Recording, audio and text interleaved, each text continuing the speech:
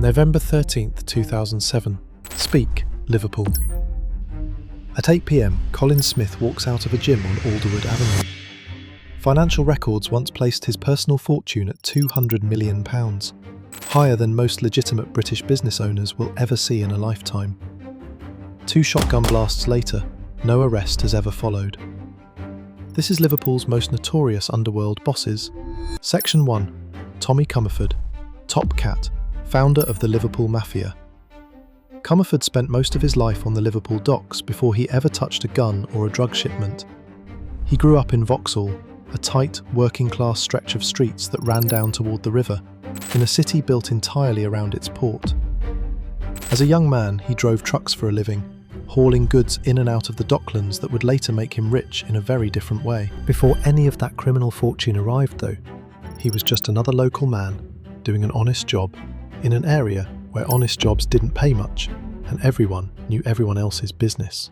Liverpool in that period ran on shipping. Cargo came in and out constantly, and the docks employed thousands of people directly or indirectly, feeding families across the north end of the city. Comerford was one face among thousands doing that work, with nothing yet marking him out as different. The petty theft came first. Small stuff, low stakes, the kind of crime that barely gets a mention in a newspaper. Then came armed robbery, and with it, Comerford's name started to travel further than Vauxhall. By the 1960s, he had built enough of a reputation on Merseyside that when the Cray twins reportedly tried to expand their London operation into Liverpool's rackets, it was Comerford who is said to have stood in their way and kept them out. Whether that story has grown taller with each retelling over the decades is hard to say for certain, but it stuck to him for the rest of his life, becoming part of how people in Liverpool's underworld talked about him. In a city that already had a strong sense of its own identity separate from London, a local man supposedly turning away 2 of the most feared gangsters in the country carried weight far beyond whatever actually happened. By August of 1969, Comerford was no longer thinking small. He and a crew of fellow robbers from the north of the city picked the District Bank on Water Street, right in the heart of Liverpool's business district, as their target. They chose a bank holiday weekend, when the building would sit empty for days at a stretch, and used a thermal lance to burn their way through the steel doors protecting the strong room. It took 2 full days of cutting and drilling before they finally broke through. When they walked away, they left with more than £140,000 in cash and another £20,000 in jewellery and other property, a genuinely enormous haul for the era, worth several £1 million by today's standards. It didn't take long for detectives to catch up with him. According to one Liverpool solicitor who later worked cases connected to Comerford, the arrest came down to bad luck rather than good detective work. A well-known criminal barrister of the time was seen at a boxing match, offering a police detective inspector a cigarette from an expensive-looking case. The detective recognised the case as one of the items stolen from the bank. The barrister had been given it as a gift by his client, who turned out to be Comerford. That single moment unravelled the whole plan. He was convicted and sentenced to 10 years for his part in the raid, a heavy sentence that took him off the streets and into a cell for the first extended stretch of his adult life. Even behind bars, Comerford's confidence didn't waver. Throughout his 1969 trial at Liverpool Crown Court, he treated the courtroom almost like a stage, holding what amounted to informal press briefings with reporters gathered outside each day of proceedings. When asked what sentence he expected, he told journalists he'd already had a word with the judge and there was no chance he'd accept a community service order. It was a strange kind of theatre for a man facing years in prison, but it was consistent with how Comerford operated throughout his career. Open, almost proud, never hiding from the reputation he was building. When Comerford finally walked out of prison, he made a decision that would define the rest of his career. Armed robbery had gotten him caught and gotten him a decade behind bars. Drugs, he decided, were the future. In the late 1970s, he put together a group of former armed robbers, mostly white, mostly middle-aged men, who had grown up doing exactly the kind of work Comerford had just walked away from. Together they formed what would become known as the Liverpool Mafia, and it was the first organised drug cartel of its kind to take root anywhere in Britain. Up to that point, organised crime in cities like Liverpool had mostly meant robbery, protection rackets, and disputes over pubs and clubs. Comerford's group represented something structurally different, a criminal organisation built specifically around the international movement of narcotics, with defined roles, corrupted officials on the payroll, and a supply chain that stretched well beyond Merseyside. The operation ran through the port itself. Comerford and his men built relationships with corrupt dock officials and paid off police officers to look the other way, using those connections to move amphetamine, cannabis, cocaine, heroin, and LSD straight through Liverpool's docks and out onto the streets. It was a smart use of geography. Liverpool had been a shipping city for over a century, with cargo moving through constantly, and drugs could disappear into that flow almost invisibly if the right people were paid to stay quiet. Haulage contractors and dock workers were brought into the operation at different levels, giving Comerford's group physical access to shipments before they ever reached official inspection. In 1981, when the Toxteth riots erupted over tensions between the local black community and the police, Comerford's gang made a calculated move. Rather than staying separate from the young black gangs beginning to organise in Toxteth's aftermath, they formed a working alliance with them. That partnership expanded the Liverpool Mafia's reach even further, connecting older, established criminal networks with newer ones forming in the wake of the unrest. And for a period, they became the richest organised crime group anywhere in the country. Comerford's crew wasn't flawless, though. He put together a team that included 4 dockers to pick up a cannabis shipment arriving from North Africa. But Merseyside's drug squad had already caught wind of the plan. Police staked out the docks and arrested the group as the operation played out. At his trial, Comerford again leaned into the same theatrical instincts that had defined his earlier court appearance, holding daily conversations with the press and appearing entirely unbothered by the charges stacking up against him. He was sentenced to 7 years, later reduced to 4 on appeal. None of that slowed him down for long. By 1985, it became clear just how far Comerford's ambitions had grown. Investigators had already been circling him for some time. During the summer of 1984, a regional crime squad operation known as Operation Eagle placed Comerford and his associates under heavy surveillance. The breakthrough came after one of his senior dealers was arrested following a police chase that ran from Liverpool city centre into Anfield. Facing charges of his own, the dealer began cooperating with investigators and led them straight to Comerford's council flat, the very same subsidised housing he had been collecting alongside his drug fortune. That flat, it turned out, wasn't just a place to live. It was being used as the operational headquarters for his entire drug enterprise, the place where deals were coordinated and product moved. It also emerged during the investigation that Comerford's network had been supplying heroin to American military personnel stationed in West Germany, turning Liverpool's docks into a link in a supply chain that reached across 2 continents and directly into a foreign military base. The arrest that followed was almost a repeat of his earlier bank robbery case in how it unfolded. Comerford and an accomplice flew from Stuttgart into London's Heathrow Airport, walking confidently through the "nothing to declare" customs channel. Officers were waiting.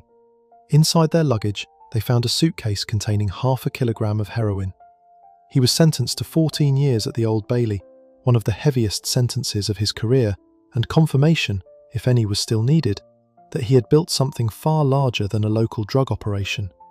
Even in prison, Comerford's lifestyle didn't match the image most people had of a career criminal. He wore expensive suits, collected watches, and showed up regularly at boxing dinners and the Grand National, alongside the kind of company most people never expect to see a convicted trafficker keeping.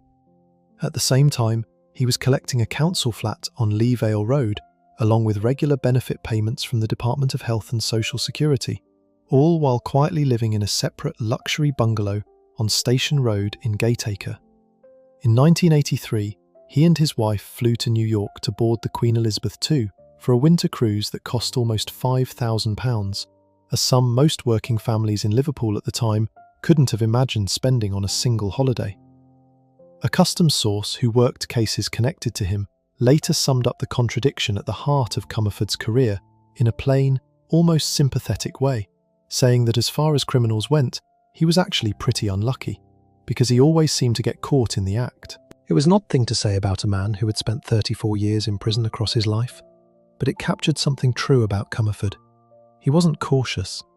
He didn't hide his wealth or his lifestyle the way many organised criminals learn to.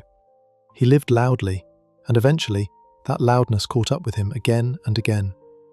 The final chapter of his criminal career came in the mid-1990s, when HM Customs and Excise opened a new investigation after receiving intelligence that Comerford was involved in another drug conspiracy.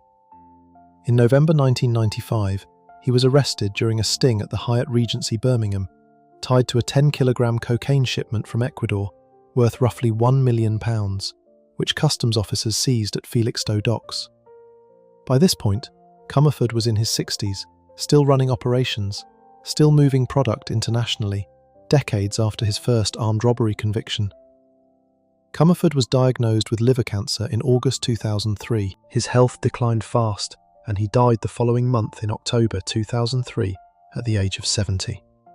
He was buried at a small, quiet funeral attended by only half a dozen friends and family members, a modest send-off for a man once considered the godfather of Liverpool's criminal underworld. His wife Teresa and daughter Lynn were reported at the time to be too upset to comment publicly on his death. Even after he passed away, the Proceeds of Crime Act followed him. A month after his death, police were granted £25,000 that had been seized from his home following an earlier arrest in March that year. His family initially contested the seizure and asked for the money to be returned, but eventually withdrew their claim, and police were granted a forfeiture order through Liverpool Magistrates' Court following an investigation by the Money Laundering Investigation Team. The solicitor Rex Makin, who represented Comerford at various points across his long criminal career, once described him in a way that few people ever get to hear said about them by their own lawyer. He called him the most charming criminal he had ever known, and said his career as a criminal on Merseyside had been more colourful than any other in the last half-century. It's a strange kind of legacy for a man responsible for helping flood a city with heroin, cocaine, amphetamine, and LSD across 3 separate decades, but it reflects something specific about how Comerford was remembered in Liverpool, less as a figure of pure menace and more as a local legend, a man whose criminal career became something close to folklore in the city he never really left. Across his lifetime, Comerford spent more than 34 years behind bars, moving in and out of prison from his first 10-year sentence in 1969 all the way through to his final arrest in 1995. He is remembered as the man who came before Liverpool's later drug kingpins, the direct predecessor to men like John Hayes and Curtis Warren, who would take the template he built, the docks, the corrupted officials, the international routes, and push it even further than Comerford ever managed. Where Comerford had built his network with truck drivers and dockers and old armed robbers he already knew, the men who followed him would deal directly with Colombian cartels and build fortunes measured in the hundreds of millions, something Comerford, for all his wealth and reputation, never came close to reaching. Before we move on, if you're enjoying this analysis, please consider subscribing. It helps the channel tremendously. Comerford built his empire slowly, over decades, through docks and corrupted officials, and he lived long enough to see it all catch up with him one final time, before cancer did what customs and police never fully managed. The next boss to rise in Liverpool wouldn't get that kind of time. His downfall would begin with a single car pulling up beside him on a quiet street, and it would take less than a minute to end everything he'd built. Section 2. David Unge. The killing that started Liverpool's gun war. Before he became one of the most talked about murder victims in Liverpool's history, David Unge was simply a well-known face on the streets of Toxteth and Dingle. He had a background in amateur boxing, which had earned him a reputation as someone capable of handling himself without needing a weapon.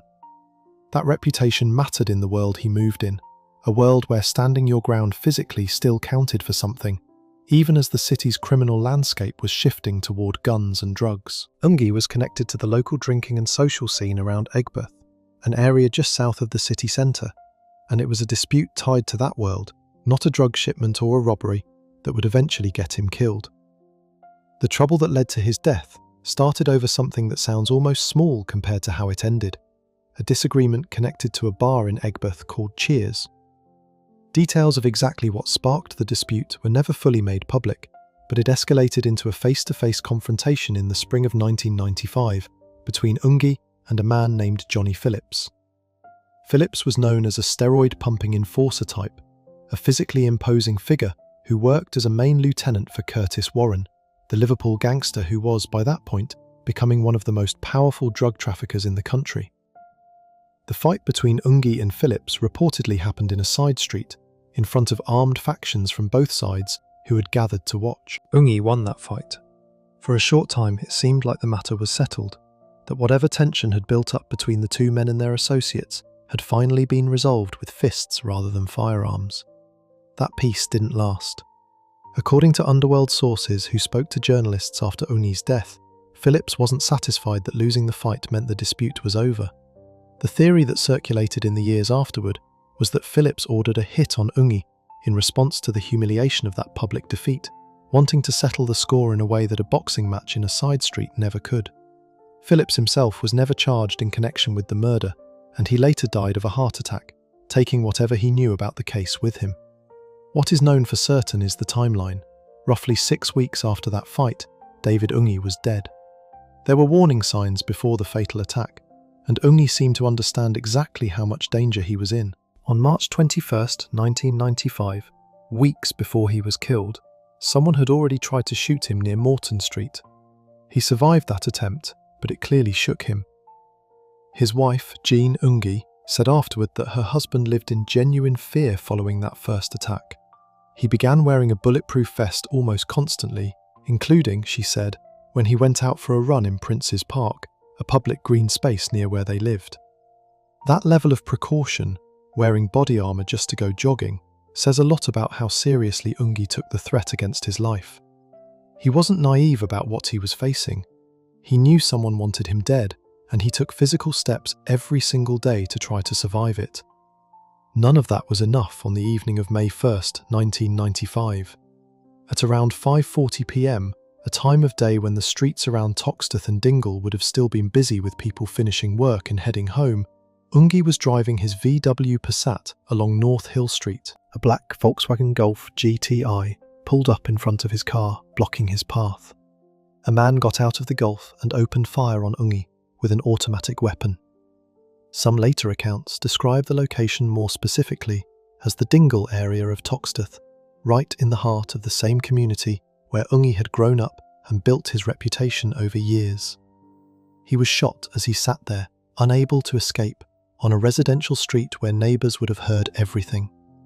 The most painful detail about that evening, one that his widow specifically pointed out afterward, was that Ungi wasn't wearing his bulletproof vest that night. After weeks of near constant vigilance, after wearing body armour to go running in a public park, the one evening it might have mattered most, he didn't have it on. Whether he simply forgot, or felt a false sense of security, or had some other reason for leaving it behind, was never explained. What's certain is that the vest that had protected him through an ordinary jog wasn't there to protect him through an ordinary drive home. The killer escaped the scene immediately after the shooting. No one was arrested at the time, and despite the intensity of the police response that followed, no one has ever been convicted of David Ungi's murder. It remains, to this day, an open case. What happened in the days immediately after the shooting turned a single killing into a city-wide crisis. On the day after the murder, police confirmed publicly that there had indeed been a previous attempt on Ungi's life near Morton Street, connecting the March shooting directly to the one that killed him.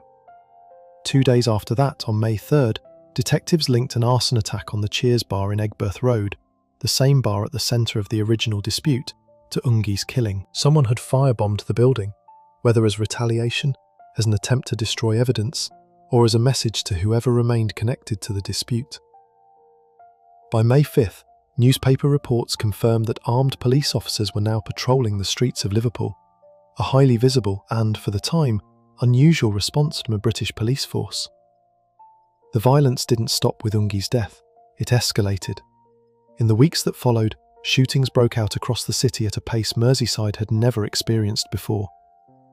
By May 13th, the search for Ungi's killers had reportedly gone international, with police following leads outside the country in an attempt to track down whoever had carried out the hit. On May 17th, Jean Ungi made a public appeal for witnesses to come forward, describing in detail just how frightened her husband had been in his final weeks, including the fact that he wore his bulletproof jacket essentially all day, every day, right up until the night it might have saved his life.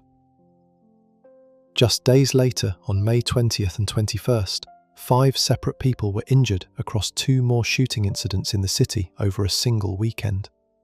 A reconstruction of the murder was staged publicly and drew a crowd of roughly 500 people, an enormous turnout that reflected just how much this case had gripped the city. By May 23rd, 3 weeks after the murder, Merseyside police made a decision that would have been unthinkable in Liverpool only a month earlier. Every officer on duty in the Dingle, Toxteth and city centre areas was ordered to wear a bulletproof vest. Journalist Peter Beaumont, writing for the Observer newspaper less than a week before Ungi's murder, in a piece headlined "Gangsters Put Liverpool Top of Gun League," had already documented how turf wars were erupting across the city that spring. Ungi's death didn't start that trend, but it detonated it.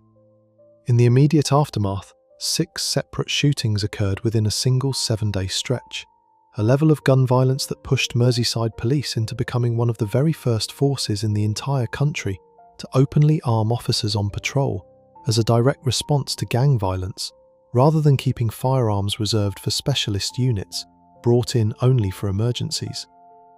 The ripple effects of Ungi's killing reached well beyond Liverpool's own streets. Curtis Warren, who by 1995 was building what would eventually become one of the largest drug trafficking operations in British history, made the decision to leave Liverpool for the Netherlands, specifically because of the spate of shootings that followed Ungi's death.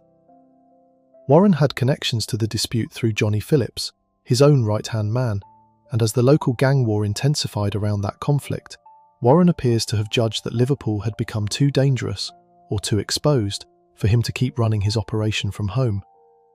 He relocated his base of operations to Holland, continuing to direct his drug empire from abroad, a decision directly shaped by the chaos that erupted after Ungi was killed. In many ways, the murder of a man connected to a dispute over a bar in Aigburth ended up reshaping the geography of Liverpool's entire drug trade, pushing one of the city's most significant criminals out of the country altogether. The numbers that followed in the years after Ungi's death showed just how serious Liverpool's gun problem had become. Home Office statistics later confirmed that a total of 3,387 offences involving firearms occurred across the Merseyside region during the 4 years between 1997 and 2001 alone. Reports at the time concluded that Liverpool had become the main centre for organised crime across the entire north of England, a title the city had not held in quite the same way before the violence of 1995 and 1996 pushed it into that position. Investigators never gave up on the case, even years later.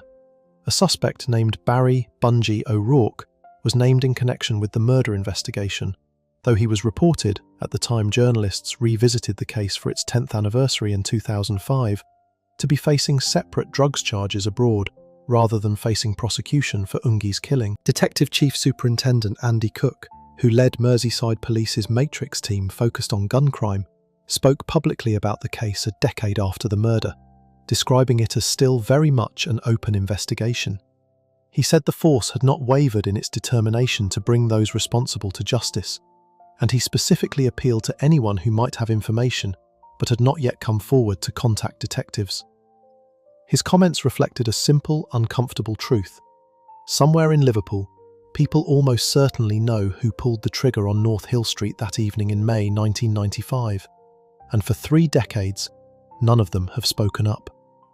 An underworld source who spoke to journalists after the killing summarised the culture of silence that protected Ungi's killer, describing the murder plainly as an organised hit, something someone somewhere had decided would happen and had carefully arranged the timing for. That kind of certainty, paired with the complete absence of any conviction even decades later, captures something true about how organised crime protects its own. Everyone in Liverpool's underworld seemed to understand exactly what had happened and why. None of them were willing to say so to police. David Ungi's own family never stopped pushing for answers. Jean Ungi's public appeals in the days after his death, describing his fear, his bulletproof vest, and the earlier attempt on his life, gave the case a human dimension that pure crime statistics never could. She wasn't just describing a gangland killing. She was describing a husband who had spent his final weeks terrified for his life. taking every precaution he could think of, and still losing that fight on an ordinary Monday evening on a residential street in the neighbourhood where he'd grown up. Ungi's murder never resulted in an arrest, a trial, or a conviction. What it did produce was a permanent shift in how Merseyside policed gun crime, a template for armed patrols that other forces around the country would eventually study and adopt in their own way. It also produced a fracture in Liverpool's underworld that pushed one of the era's most significant criminals out of the country entirely. A dispute over a bar in Egbert, settled once with fists and then settled permanently with an automatic weapon on North Hill Street, ended up reshaping the entire criminal landscape of a city for years to come. Before we move on, if you're enjoying this analysis, please consider subscribing. It helps the channel tremendously. The man who fled to Holland because of the chaos following Ungi's death didn't stay out of trouble for long. Within a matter of months, Curtis Warren was building connections that would make him one of the wealthiest drug traffickers Britain has ever produced, forging a direct line to a Colombian cartel that would flood Europe with cocaine.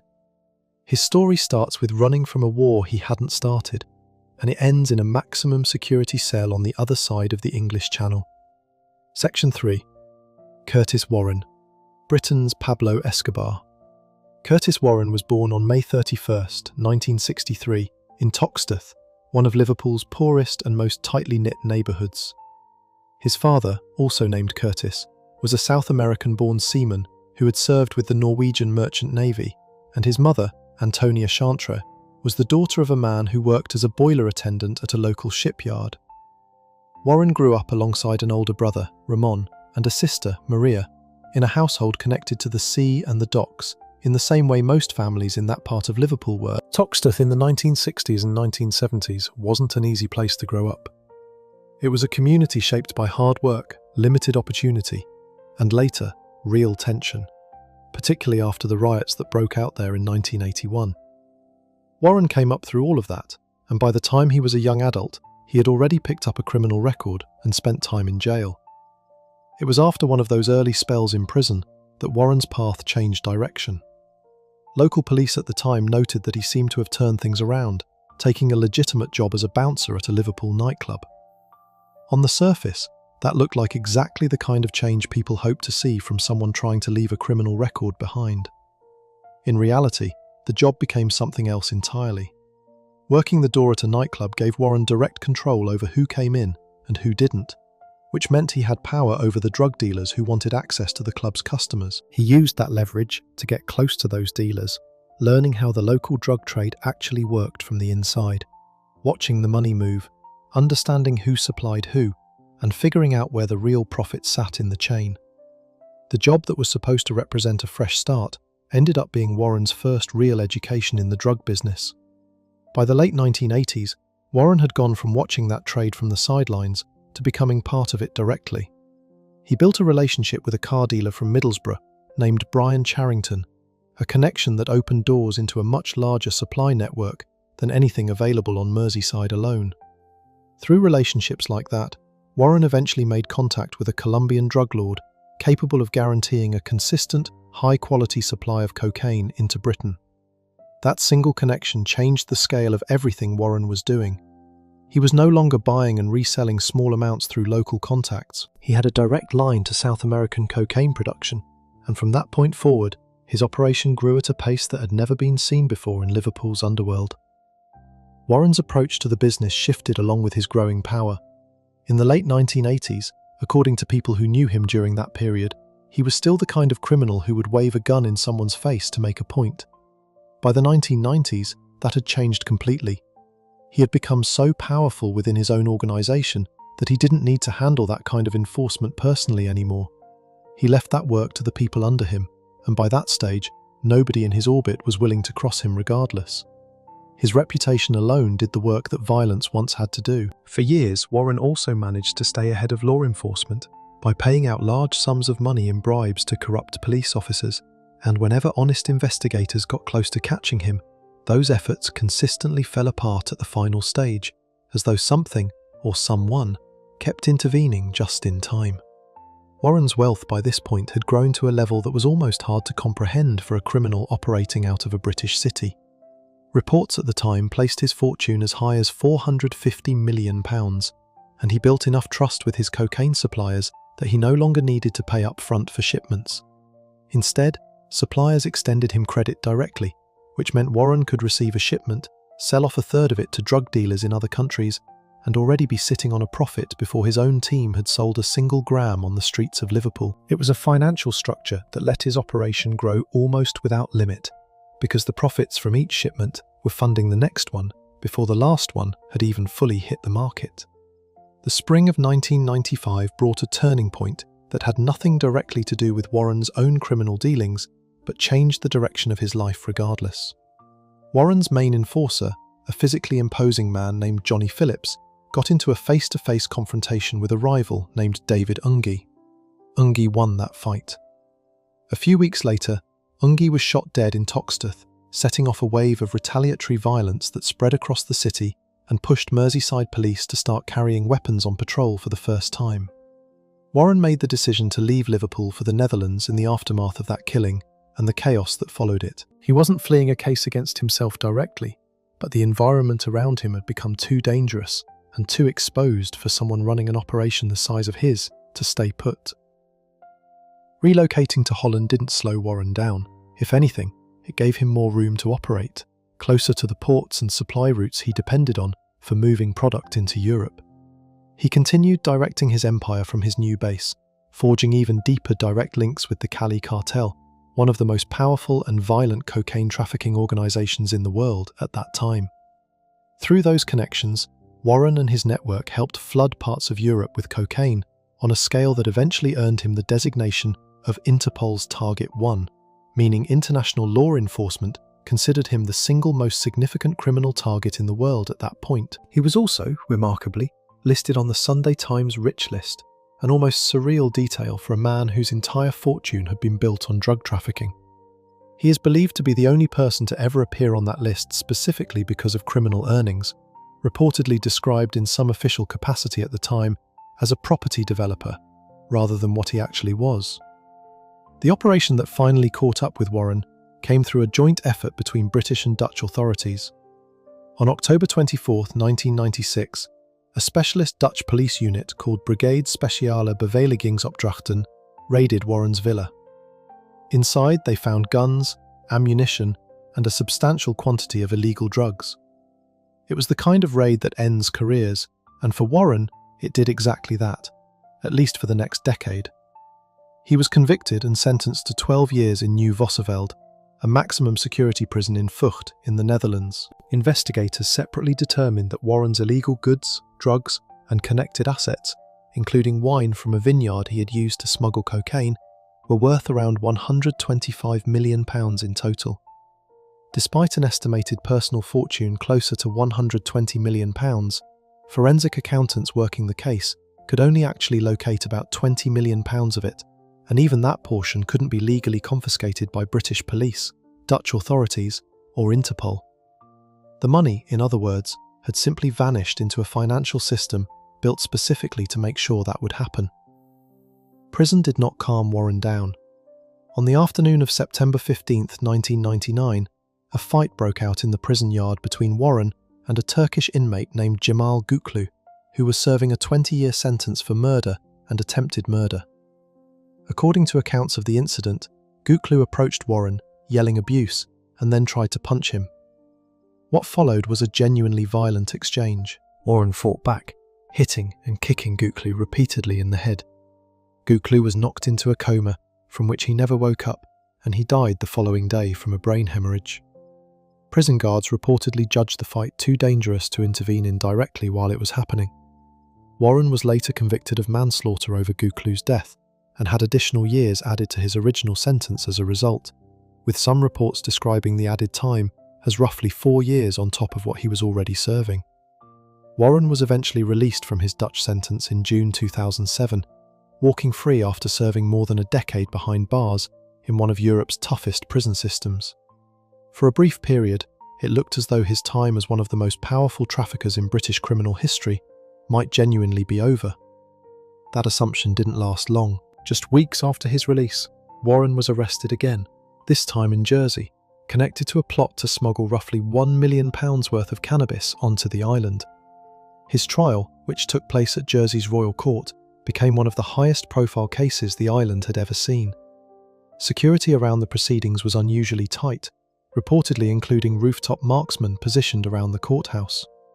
In October 2009, a jury found Warren guilty alongside 5 other men, including 2 from Jersey itself, and he was sentenced to 13 years in prison. The financial side of the case turned out to be just as significant as the criminal conviction itself.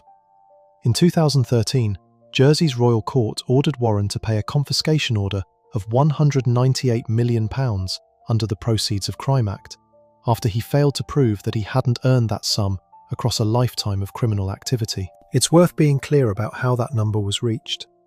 It wasn't necessarily a precise accounting of everything Warren had personally profited from over the decades, but a legal calculation based on his failure to demonstrate that his wealth had come from anywhere legitimate.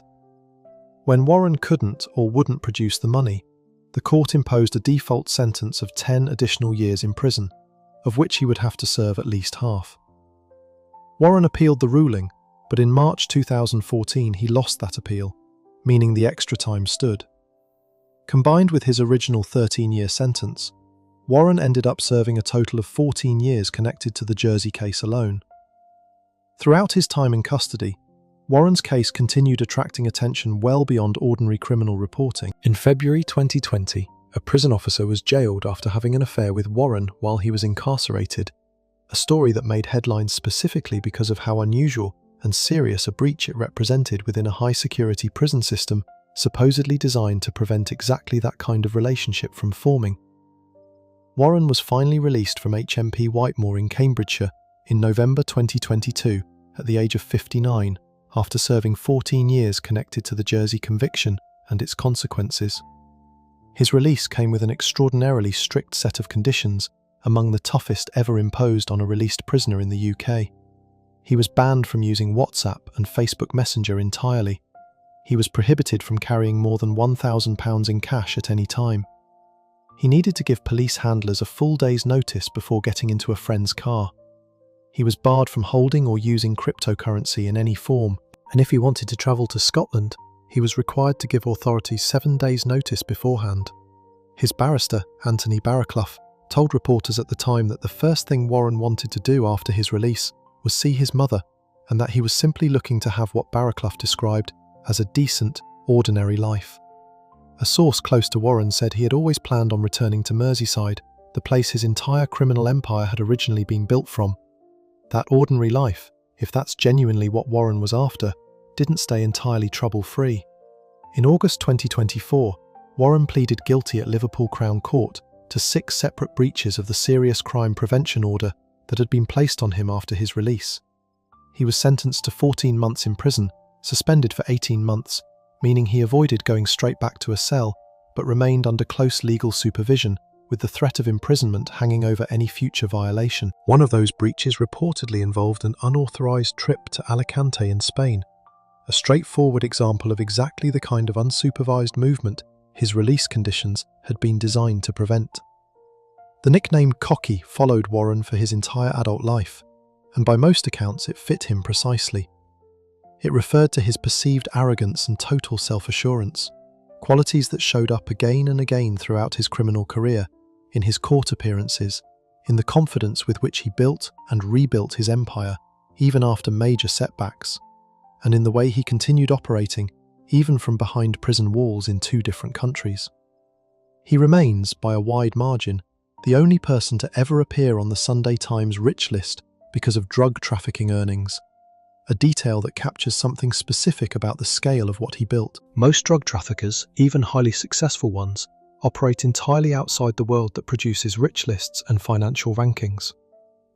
Warren's fortune, at its peak, was large enough and public enough to cross into that world, if only briefly, and under a misleading description of how he'd actually earned it.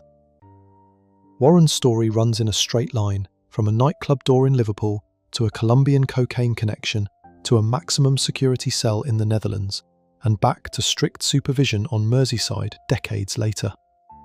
Across that entire arc, one consistent theme holds.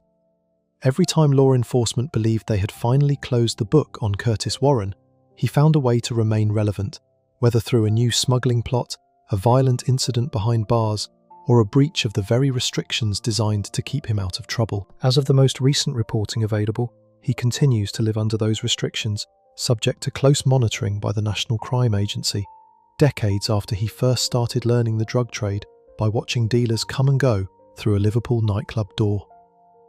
Before we move on, if you're enjoying this analysis, please consider subscribing. It helps the channel tremendously. While Warren was busy building an empire that stretched across continents, another Liverpool criminal was about to pull off something far stranger than any drug deal. He wouldn't beat the system through violence or bribery alone, but by conning a sitting Home Secretary into personally setting him free. Section 4. John Haas, the gangster who conned a Home Secretary. John Haas was born in 1948 and built his criminal reputation in Liverpool over decades, working alongside his nephew Paul Bennett as career criminals with a long list of convictions for bank robbery and drug smuggling. The pair operated together under the name the Transit Mob, a name tied to the vans they used while carrying out robberies. Haas was also known as an associate of Curtis Warren, connecting him directly to the same drug trafficking world that Warren had built into an international empire. By the early 1990s, Haas and Bennett were already deeply established in the upper levels of Merseyside's organised crime scene, running operations that moved well beyond small-time dealing. Their downfall, at least temporarily, came through a long investigation carried out by British Customs and Excise. Officers had been tracking a major heroin shipment worth approximately £18 million, following its route as it made its way toward the UK. Haas and Bennett were arrested in 1993 in connection with that shipment. The case against them was strong enough that both men were convicted, and they were each sentenced to 18 years in prison for heroin smuggling, sentences that reflected the scale of what customs officers believed they had uncovered. What happened after their conviction is where the case turns into something far stranger than an ordinary drug trafficking story. After Judge David Lynch sentenced both men to 18 years, he was contacted by Paul Cook, the customs officer who had led the original investigation. Cook had been in discussions with Haas and Bennett's solicitor, a man named Tony Nelson, who suggested a deal. In exchange for providing information to authorities, Nelson proposed that customs would make sure any assistance the pair gave was brought directly to the attention of the trial judge, giving them a chance to argue for a reduced sentence. Following those discussions, Judge Lynch personally wrote a private letter to the Home Secretary, recommending that he use the royal prerogative of mercy on the basis of information Haas and Bennett had supposedly provided, information that had reportedly led to the seizure of illegal firearms. Michael Howard, who was Home Secretary at the time, acted on that recommendation. He ordered the release of both men, and on July 4, 1996, Haas and Bennett walked free from prison, having served less than a year of their original 18-year sentences.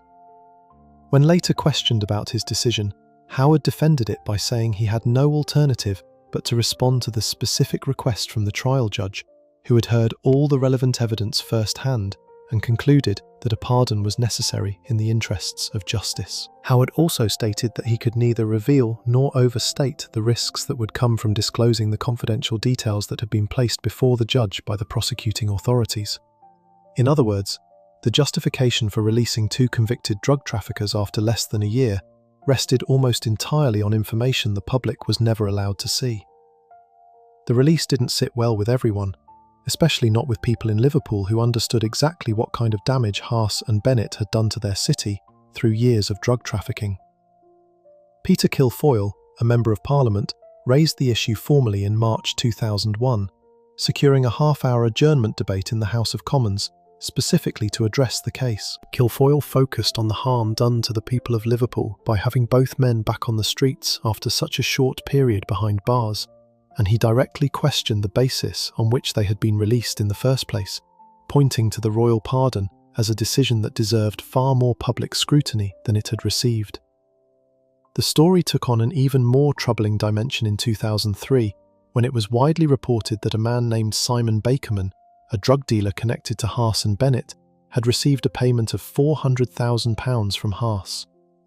What made this detail significant wasn't just the size of the payment, but who Bakerman was, a cousin of Michael Howard, and someone who reportedly boasted openly about that family connection. The suggestion that emerged from this reporting was that the money may have been intended to eventually reach Howard himself, though no evidence ever surfaced proving that any of it actually did, or that Howard acted improperly in any way connected to the payment.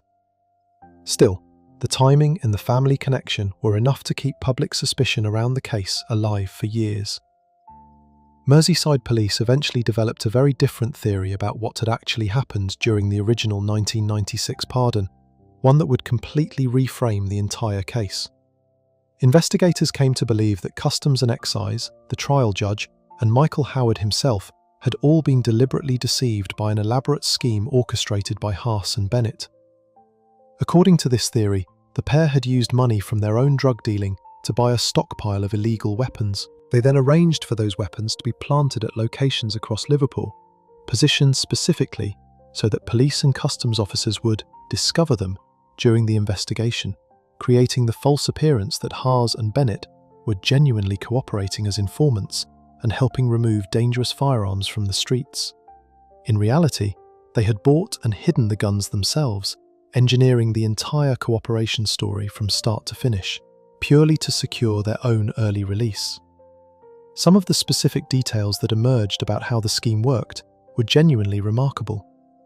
According to reporting on the case, some of the weapons used in the scheme had actually originated from a police depository, meaning firearms that had already been confiscated by police during previous unrelated crimes were somehow released back onto the streets and ended up being used as part of Haas and Bennett's fake seizure operation. One van involved in the plot reportedly held around 80 shotguns at one point, stored in Bootle before being distributed to the locations where they would later be found.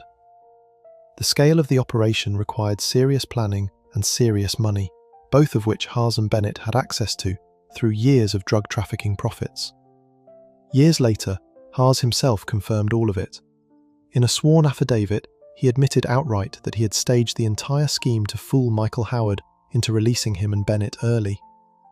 Speaking about the deception directly, Haas described his own surprise at how easily Customs and Excise had been convinced, saying they wanted information about anything at all, and seemed thrilled with whatever he gave them, to the point where he found himself thinking they must be getting suspicious eventually, that they couldn't possibly be that easy to fool.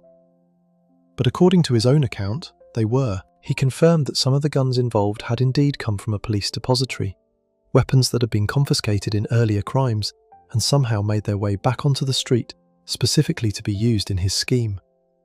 His admission removed any remaining doubt about what had actually happened in 1996. There was no genuine cooperation. There was no real intelligence about dangerous weapons circulating through Liverpool's underworld. It was a carefully engineered con, built entirely to manipulate the highest levels of the British justice system into granting an early release neither man had actually earned. The fallout from the scheme extended well beyond Haas and Bennett's own case. In 1997, a former detective chief superintendent named Michael Hallows launched a Scotland Yard investigation known as Operation Abenar, specifically focused on how dangerous weapons, including machine guns, had ended up in the hands of criminals and been used in ongoing gang violence. Years later, Hallows wrote a book about the case titled Operation Abenar, Inside Story of Britain's Biggest Gun-Running Scandal, in which he made a serious and troubling claim.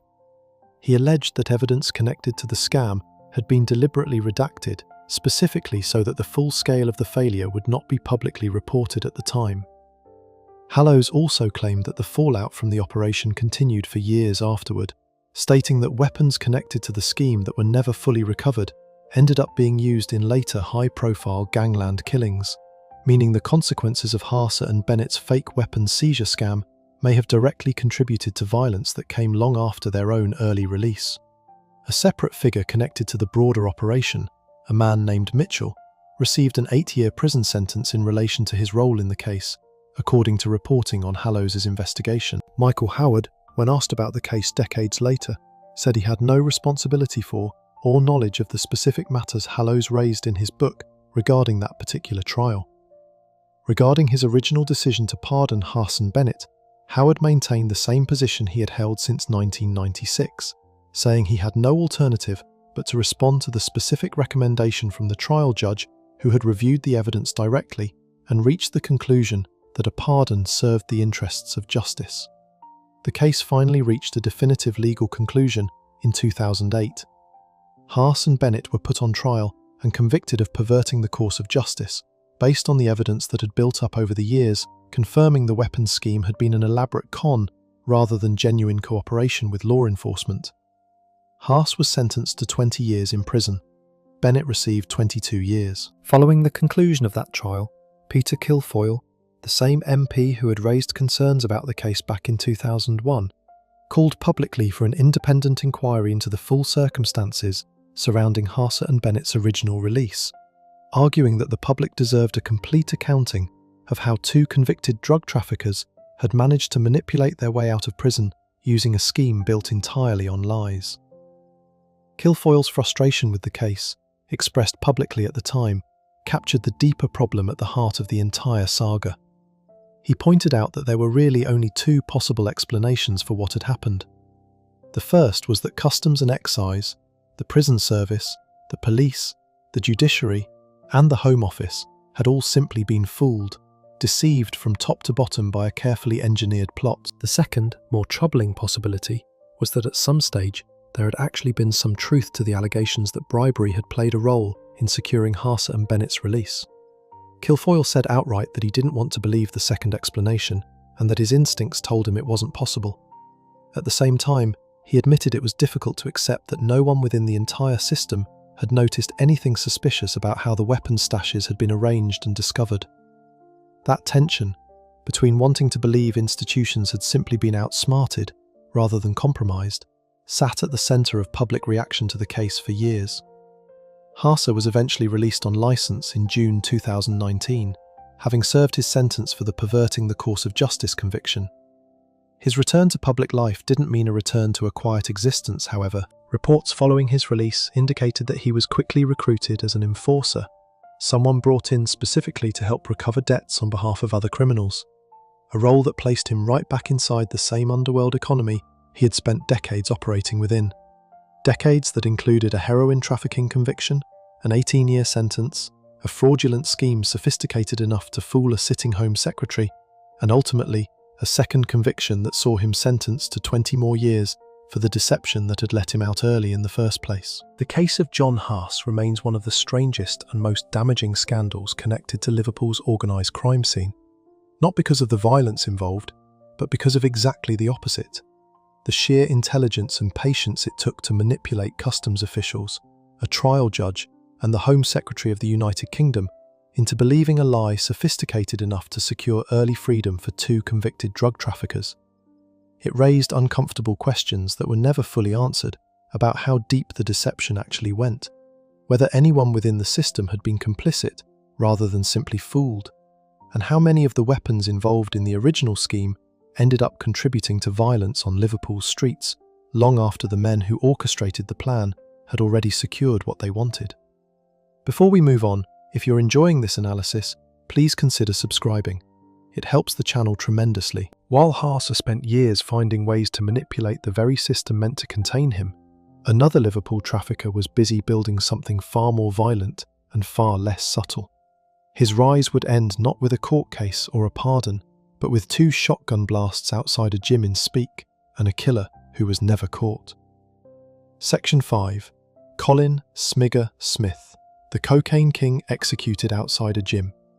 Colin Smith rose to power in Liverpool's drug trade during a very specific moment in the city's criminal history, right after Curtis Warren was locked up. Warren had spent years building one of the largest cocaine operations Britain had ever seen, and when he was finally convicted and sent to a maximum security prison in the Netherlands, it left a gap at the top of Liverpool's drug trade.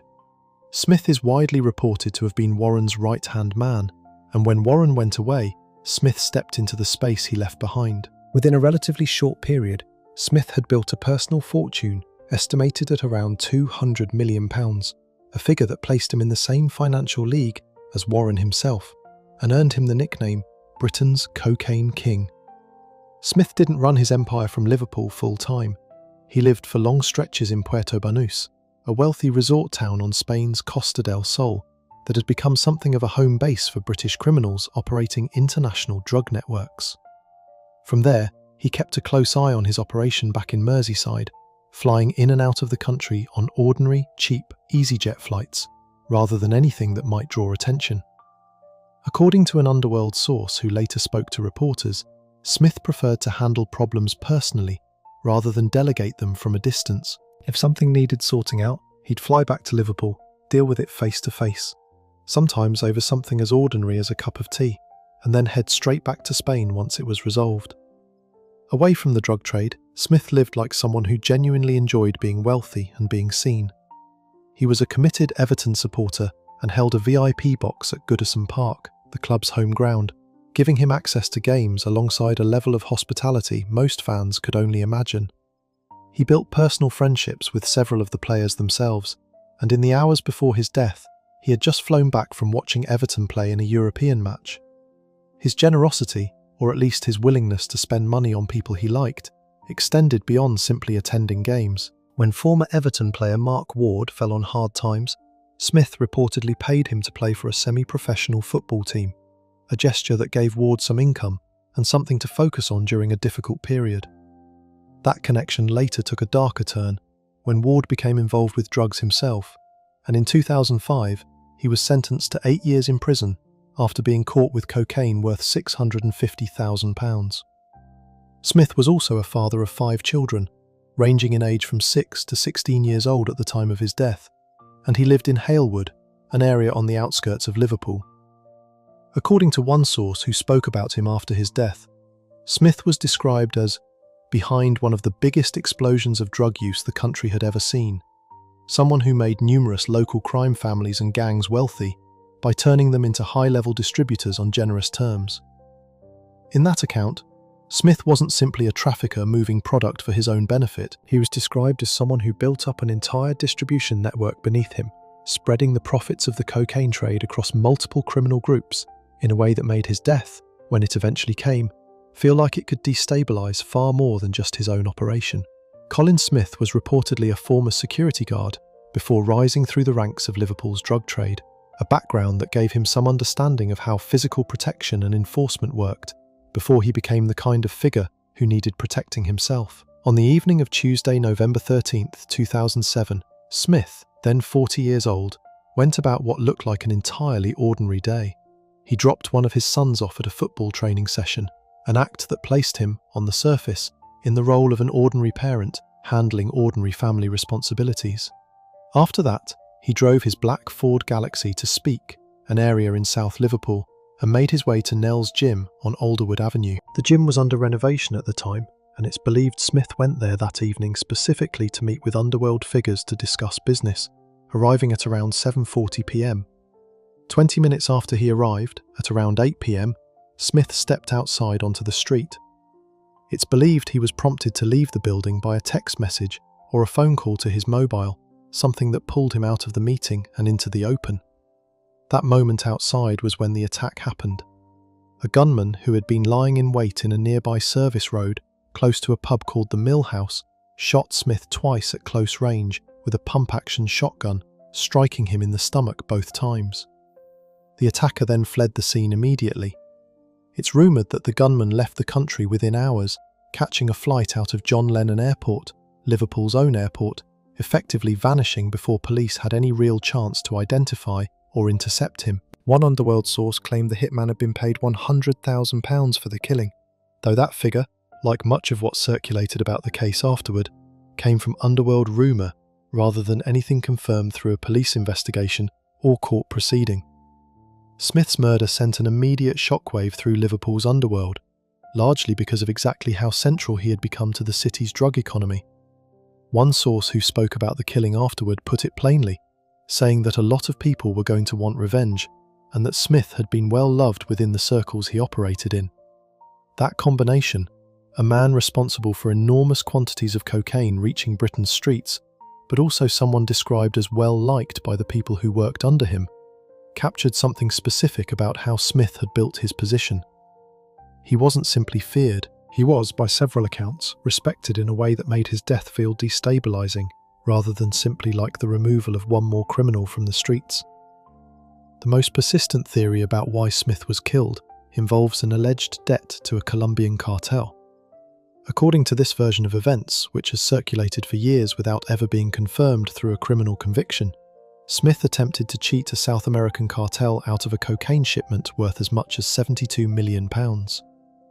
Under that theory, the cartel responded by ordering a contract killing carried out on Merseyside soil, using a professional hitman to eliminate Smith as punishment, and as a warning to anyone else who might consider shortchanging their suppliers. It's a theory that fits the scale of Smith's operation and the ruthlessness generally associated with major cartel enforcement, but it remains an allegation rather than an established fact, since no one has ever been charged, tried, or convicted in connection with his death. Smith's own mother, Phyllis, rejected that cartel theory entirely when she spoke to reporters. She insisted that the people responsible for her son's death came from much closer to home, saying plainly that people in Speak killed her son, not Colombians, and describing whoever was actually responsible in blunt terms as rats who had done a dirty deed to him. Her account offers a completely different picture than the cartel narrative, suggesting that whatever led to Smith's death may have had far more to do with local rivalries and betrayals within Liverpool's own criminal underworld than with any international drug debt. What both theories agree on is the outcome. Colin Smith's murder has never been solved. No one has ever been arrested, charged, or convicted for shooting him outside Nell's gym that November evening. Merseyside police have continued to treat it as an active investigation in the years since, periodically renewing public appeals for information as anniversaries of the killing pass. Detective Superintendent Richie Salter, speaking years after the murder, made clear that the passage of time hadn't changed the force's determination to solve the case, saying that 13 years was a long time, but that time was no barrier to justice. He said police knew there would be people out there who knew who shot Colin Smith, and he urged those people directly to come forward, describing it as never too late to do the right thing and see the person responsible brought before a court. Salter also pointed out that Smith had been very well known in the Speak area specifically, and that police believed there would be people within that community who had heard information relevant to the case but had never come forward to share it with detectives. A family member close to Smith, speaking during one of these renewed appeals, expressed the same frustration in more personal terms. She said she was convinced there were people who knew exactly who had killed Colin, and that she couldn't understand how those people could stand by and say nothing, calling them as cowardly as the person who actually pulled the trigger. She described how the family's entire world had been turned upside down the night Smith was killed, and asked directly for anyone holding information that could lead to an arrest to come forward, so that the family might finally find some sense of closure after so many years without answers. The murder itself created a genuine gap at the top of Liverpool's drug trade for the second time in just over a decade, following the same pattern that had opened space for Smith himself after Curtis Warren's imprisonment. With both Warren behind bars and Smith now dead, the two men who had dominated Merseyside's cocaine trade through the 1990s and 2000s were both gone from the streets within the same general period, one through a foreign prison sentence, the other through an unsolved assassination. That vacuum didn't stay empty for long. A new organisation built by two brothers from the Huyton area of Liverpool was already positioned to take advantage of exactly the kind of opening Smith's death had created, and within a few years they would grow into one of the most secretive and powerful crime groups Merseyside had ever produced. Before we move on, if you're enjoying this analysis, please consider subscribing. It helps the channel tremendously. The power vacuum left behind by Colin Smith's death and Curtis Warren's imprisonment didn't stay open for long. Two brothers from Huyton were already quietly building something that would eventually eclipse both of their predecessors. An operation so secretive that police would spend the better part of 2 decades trying to prove it existed at all. Section 6. The Huyton Firm, Liverpool's secretive modern cartel. The Huyton Firm was founded in the 1990s by two brothers from the Huyton area of Liverpool, Vincent and Francis Coggins. Huyton sits in Knowsley, on the eastern edge of Merseyside, and it was from this relatively ordinary suburban base that the Coggins brothers built what would eventually become one of the most powerful and secretive organised crime groups in the entire United Kingdom. The gang has sometimes been referred to as the Cantrell Farm Cartel, a nod to the area where their operation first took shape, though it became known far more widely simply as the Huyton Firm. The brothers' rise to power followed a pattern that had already played out twice before in Liverpool's criminal history. Just as Colin Smith had stepped into the space left behind by Curtis Warren's imprisonment, and just as Warren himself had built his empire in the years after older figures like Tommy Comerford had been locked away, the Huyton firm filled the power vacuum left behind once Warren and Smith were both gone from the streets. One through a lengthy prison sentence overseas, the other through an unsolved assassination outside a gym in Speke. With two of Merseyside's most dominant traffickers removed within roughly the same period, the Coggins brothers had room to expand their own operation without the same level of established competition that earlier criminals had faced. What made the Huyton firm different from the gangs that came before it wasn't just its size, but its secrecy. According to a senior Merseyside police detective, the brothers operated on an entirely different level compared to what most people would think of as a typical Merseyside criminal gang. Britain's National Crime Agency reportedly spent more than 2 decades trying to secure convictions against the group, a length of time that reflects just how carefully the brothers protected their operation from outside scrutiny. The leaders of the firm consistently avoided any kind of public attention, moving to southern Spain in the late 1990s and expanding their drug empire from there, much like Colin Smith had done from Puerto Banús years earlier. Working from Spain gave them proximity to major European drug routes while placing physical distance between themselves and the British police forces trying to build a case against them. From their compound on the Costa del Sol, the Coggins brothers smuggled cocaine and heroin into the country through the port of Liverpool, then distributed those drugs out through a network that stretched across Glasgow, Swansea, Manchester and Plymouth, in addition to Liverpool itself. That kind of geographic reach meant the Huyton firm wasn't simply a local Merseyside gang controlling a few streets or estates. It functioned more like a national distribution network, using Liverpool's port as the entry point for drugs that would then be spread out across multiple major British cities. The operation also extended into blackmail, extortion, and violent attacks, giving the group tools beyond straightforward drug trafficking to maintain control over their territory and their rivals. Enforcers recruited directly from Liverpool were sent out to work for the gang on the Costa del Sol, where they found themselves competing against rival crime groups from North Africa and Eastern Europe for control of the lucrative Spanish drug trade. One of those enforcers, a man named Paul Woodford, became known for a level of violence that stood out even within an organisation already built around intimidation and control. Woodford was responsible for what has been described as genuinely inhumane acts, including scalping a woman with a machete and torturing a man using a hot iron. He was also allegedly connected to the death of a man named Jason Osu, though he was found not guilty in that particular case. Woodford's reputation within the gang, and later within court proceedings connected to the Huyton firm, painted a picture of an organisation willing to use extreme physical violence to maintain discipline among its own associates and send a clear message to anyone who might consider crossing them. The Huyton firm's willingness to use intimidation extended even into what looked, on the surface, like a strange and almost random act of terror. In one incident during the late 2010s, a grenade was left outside the home of Kenny Dalglish, the legendary former Liverpool Football Club player and manager, as a form of intimidation connected to an ongoing court case the gang was trying to influence. It was an extraordinary example of how far the group was willing to go, using explosives and firearms as part of a deliberate campaign to escalate pressure around legal proceedings that threatened their operation. The gang's activities weren't limited to drug trafficking and intimidation either. In 2013, the Serious Organised Crime Agency dealt what was, at the time, a significant blow to the Huyton firm, seizing 400 kilograms of cocaine that had been concealed inside a shipment of Argentinian beef arriving at Tilbury docks. The cocaine was valued at roughly £90 million, an enormous single seizure that reflected the sheer scale the group's smuggling operations had reached. During the operation, investigators managed to secretly replace the cocaine with dummy packages and plant surveillance equipment inside the shipment, allowing them to track where the drugs would have gone and who would have handled them, all without the Huyton firm realising their product had already been compromised.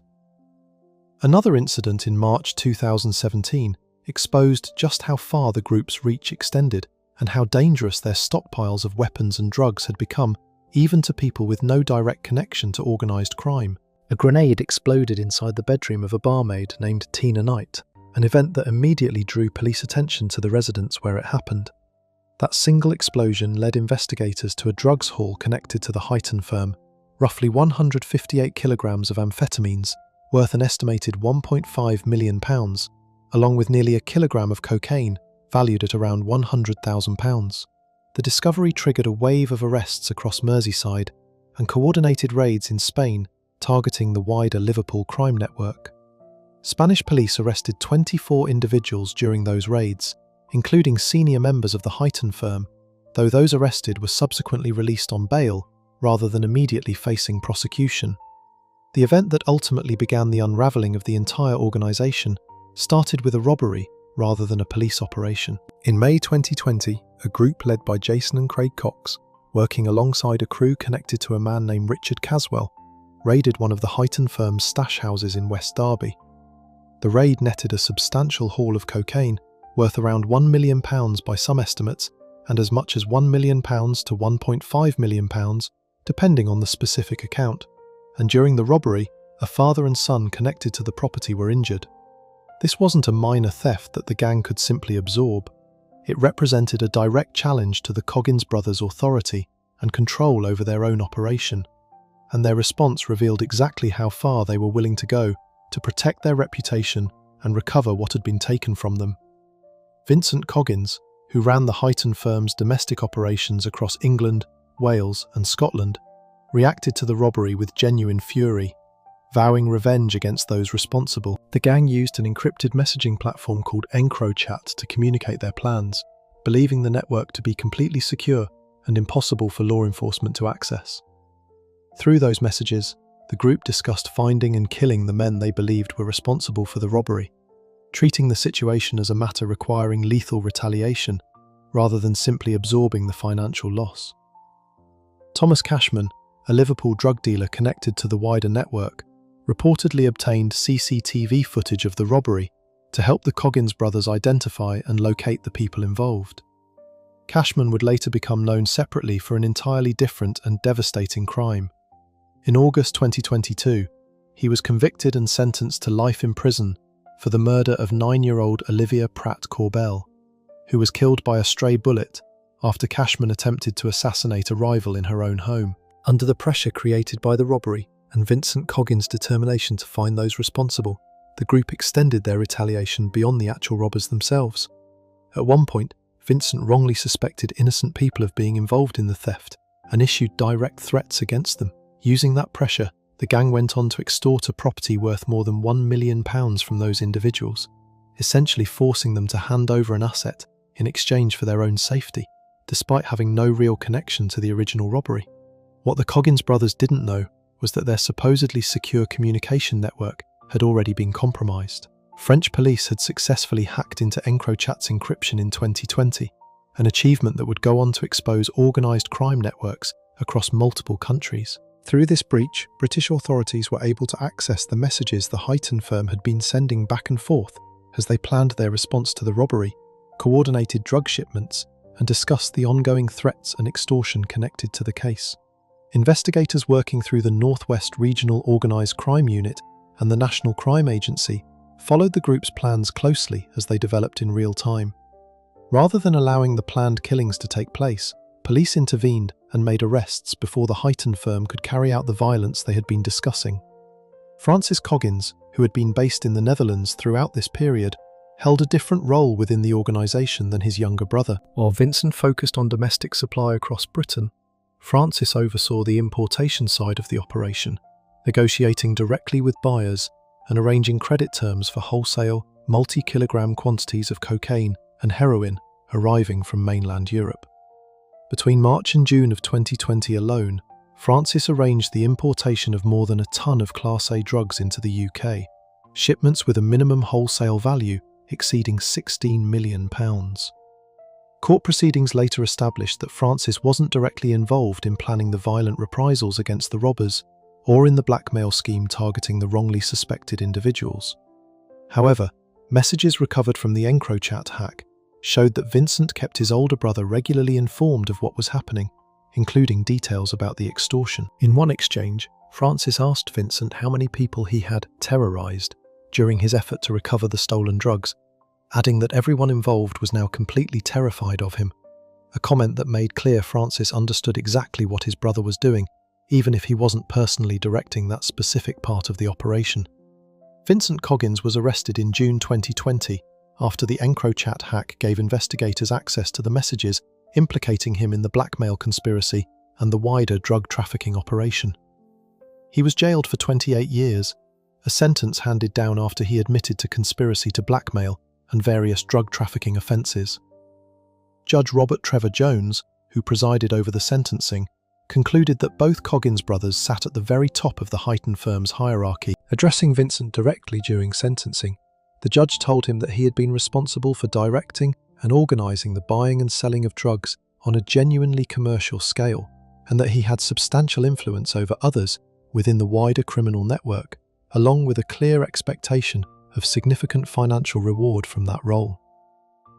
Francis Coggins avoided immediate arrest by remaining in the Netherlands, effectively becoming a fugitive from British justice for nearly 5 years after his brother's conviction. He was finally arrested in June 2025 and extradited back to the United Kingdom to face the charges connected to his role in the organisation. At his own sentencing, prosecutor Alex Langhorne laid out the scale of what Francis had been responsible for, telling the court that the organised crime group had been engaged in sourcing, storing, and supplying wholesale, multi-kilogram quantities of cocaine and heroin, with Francis specifically overseeing the importation side of that operation, while his brother managed domestic distribution. The court also heard that the Heighton firm had done business directly with Thomas Cashman, the same man later convicted of murdering Olivia Pratt-Corbell, confirming a direct connection between the Coggins brothers' organisation and one of the most devastating gun crimes in recent Liverpool history. Messages between the two brothers, read out during proceedings, revealed that Cashman had specifically asked Vincent and Francis to help him import what the messages referred to as bots, underworld slang for kilogram blocks of heroin. During sentencing, a defence barrister representing Francis, Sam Blomcooper, attempted to argue that his client sat a rung below Vincent in the organisation's hierarchy. Blomcooper suggested that if Francis had truly been controlling things from the background without getting his hands dirty, there would have been no need for him to be living in what he described as a bleak coastal town in Holland. Judge Trevor Jones rejected that framing, telling Francis directly, over a video link from HMP Manchester where he was being held, that he had been involved in arranging almost daily shipments of Class A drugs, and had regularly organised the transfer of hundreds of thousands of pounds in cash. Francis Coggins was sentenced to 18 years in prison, joining his brother Vincent behind bars, and marking the effective dismantling of the leadership structure that had run the Heighton firm for roughly 3 decades. Other members of the organisation were convicted alongside the Coggins brothers as the full scope of the case came to light. Paul Woodford, the enforcer responsible for the scalping and torture incidents mentioned earlier, was jailed for his role within the firm, along with another associate named Michael Earle. Separately, the men responsible for the original 2020 robbery that triggered the entire chain of retaliation, Jason and Craig Cox, along with Richard Caswell and a man named Ben Monks Gorton, were jailed for a combined total of more than 40 years in August 2023, following a separate Greater Manchester Police investigation known as Operation Geladi that focused specifically on the robbery itself and a related series of machete attacks carried out against the occupants of the stash house. Taken together, the total sentencing connected to the wider investigation into the Coggins brothers' network, referred to by police as Operation Sub-Zero, reached more than 170 years across everyone convicted. Even with both Coggins brothers now in prison, the case wasn't entirely closed. One individual connected to the organisation, a man named Francis Parker, remained wanted by police as of the most recent reporting on the case, believed to possibly be hiding somewhere in either the Netherlands or Spain.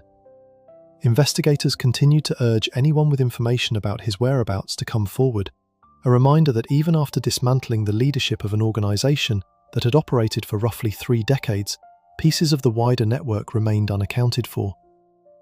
The Heighton firm represented something genuinely different from the gangs that had come before it in Liverpool's criminal history, where Tommy Comerford had built his network through corrupted dock officials and old armed robbery connections, and where Curtis Warren and Colin Smith had relied heavily on personal reputation and direct relationships with South American cartels, the Coggins brothers built an operation defined almost entirely by secrecy and geographic distance, running their empire from Spain and the Netherlands, while directing violence and drug shipments back into Britain through encrypted messages they believed no one could ever read. It took a French intelligence breach of a supposedly unbreakable communication network to finally expose what British police had spent over 20 years trying to prove existed in the first place. Before we move on, if you're enjoying this analysis, please consider subscribing. It helps the channel tremendously.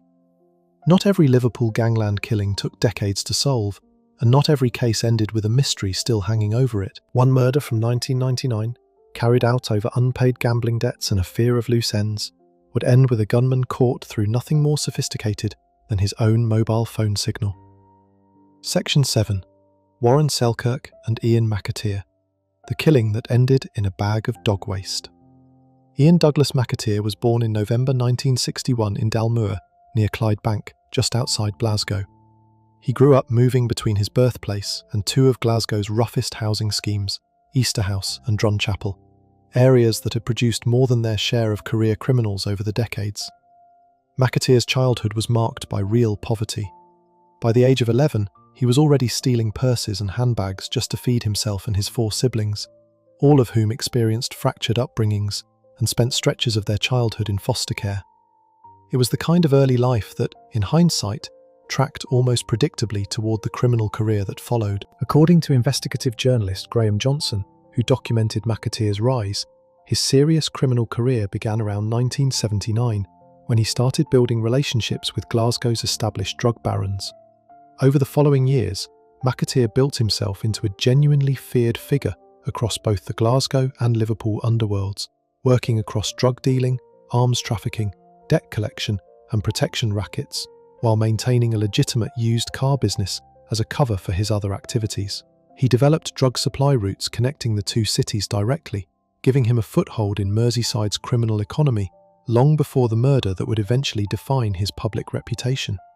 McAteer's first serious brush with the justice system as an adult came in 1993, when he was sentenced to 5 years in prison in Glasgow for drug possession. He represented himself in court during that case, choosing to argue his own defence rather than relying on a lawyer, but it made no difference to the outcome.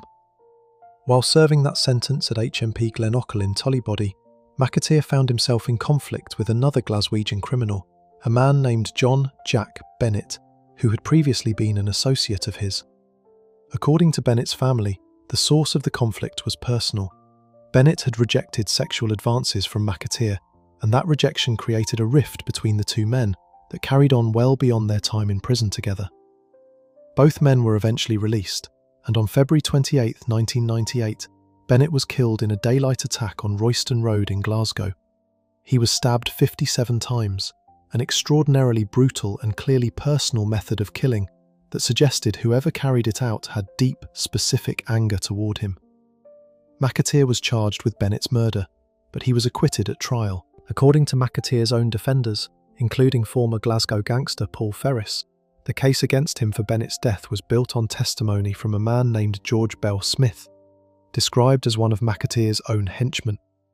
Ferris, writing in his 2005 book Vendetta, argued that Bell Smith had personal motives to lie about McAteer's involvement, since Bell Smith's ex-girlfriend was, by that point, in a relationship with McAteer himself, giving him a clear incentive to provide false testimony against his former boss.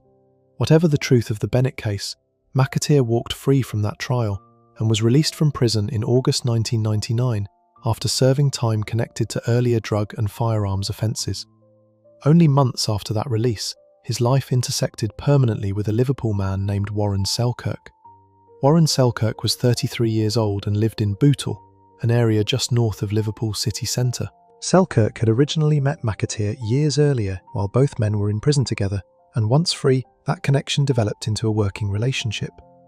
Selkirk began operating as a drug courier for McAteer, helping move heroin and ecstasy between Merseyside and Scotland as part of the wider supply routes McAteer had spent years building. For a period, that partnership functioned the way most criminal partnerships do, when money is flowing and everyone is meeting their obligations. By 1999, that arrangement had started to break down.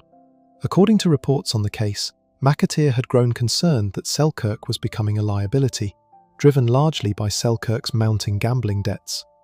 Selkirk had reportedly failed to pay for a significant consignment of drugs he had received, creating exactly the kind of financial dispute that, within organised crime, often escalates quickly and violently. A man with serious gambling debts and an inability to pay what he owed to a supplier as dangerous as McAteer represented, at minimum, a financial problem.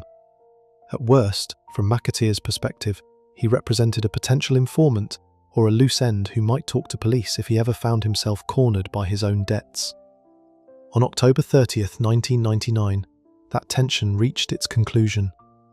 Selkirk was lured to Crosby Marina in North Merseyside, reportedly under the pretense of a meeting, arriving by car along a pathway near the waterfront. His 2 children were with him that day, waiting in the car nearby while he went to meet whoever had arranged the encounter.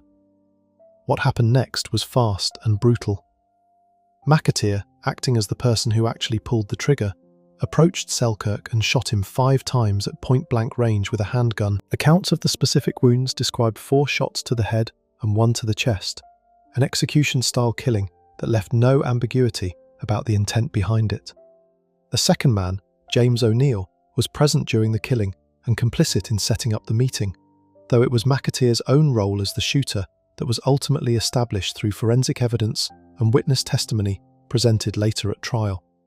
After shooting Selkirk, McAteer placed a plastic bag filled with dog excrement into the dead man's right hand. That single, deliberate detail turned an already brutal killing into something closer to a public message. Within organised crime circles, an act like that is generally understood as a sign of contempt, a way of humiliating the victim even in death, making clear that Selkirk hadn't just been killed over an unpaid debt, but had been judged and dismissed as worthless by whoever ordered or carried out his execution. Selkirk's body was found a few days after the shooting, and by the time it was, McAteer was already working to cover his tracks. One of the more unusual elements of the case involved an apparent attempt to shift blame entirely away from organised crime and toward political violence. In the aftermath of the murder, an Irish terrorist group appeared to claim responsibility for Selkirk's death. Police, however, determined that this claim was a deliberate red herring, one that had been engineered by McAteer himself in an attempt to send investigators looking in the wrong direction entirely, away from a straightforward gangland dispute and toward a much more complicated and politically charged explanation that would have taken far longer to disprove, if it was ever disproven at all. The investigation that eventually led to McAteer's arrest didn't rely on any dramatic breakthrough or informant coming forward. Police had already been conducting a year-long surveillance operation targeting a Merseyside associate believed to be supplying heroin and ecstasy to McAteer, and it was through that existing operation that McAteer first came onto their radar in connection with Selkirk's murder. From there, investigators used something far more mundane than any piece of forensic evidence to place McAteer at the scene: his mobile phone activity. By tracking McAteer's phone as it moved from Glasgow down to Liverpool around the time of the murder, police were able to establish a clear timeline connecting him directly to Crosby Marina on the night Selkirk was killed. That single piece of digital evidence, ordinary mobile phone tracking, became one of the central threads tying McAteer to a murder that had initially been muddied by a fake terrorist claim of responsibility. Once arrested, McAteer did not go quietly. According to reporting from Observer crime correspondent Tony Thompson, McAteer made direct threats to shoot police officers investigating the case, along with threats against anyone who might come forward to testify against him in court. Those threats were taken seriously enough that 2 members of his own criminal network had to be placed into the witness protection program and given entirely new identities to keep them safe from retaliation, a clear indication of just how dangerous and determined McAteer remained even after his arrest, facing the possibility of a life sentence. McAteer, alongside 7 other people, was originally remanded in custody by Liverpool magistrates in February 2000 in connection with related drug offences tied to the wider investigation. Those drug charges alone, separate from the murder case itself, eventually resulted in a 16-year sentence roughly 6 months later. But the murder charge remained the far more serious matter hanging over him. McAteer was convicted of Warren Selkirk's murder at Liverpool Crown Court in April 2001. And specifically, according to court records, he was sentenced on April 5th of that year.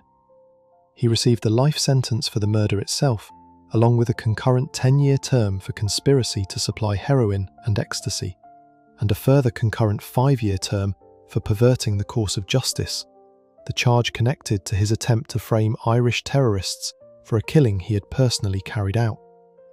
The judge who handed down that sentence, Mr. Justice Grigson, made clear through the severity of the punishment that the court viewed the killing as a deliberate, premeditated execution, rather than any kind of impulsive or reactive violence.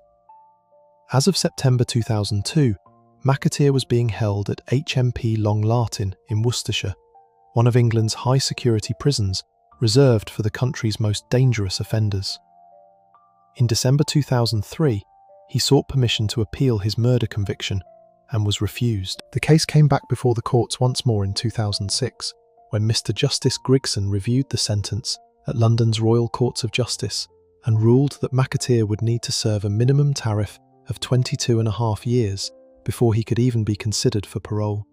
That ruling meant McAteer would remain in prison at minimum until roughly 2023, and even then, release would depend entirely on the parole board determining he no longer posed a danger to the public. Beyond that minimum term, McAteer would remain on what's described as a perpetual life licence for the rest of his life, meaning he could be recalled to prison at any point if he violated the conditions of his release after eventually getting out.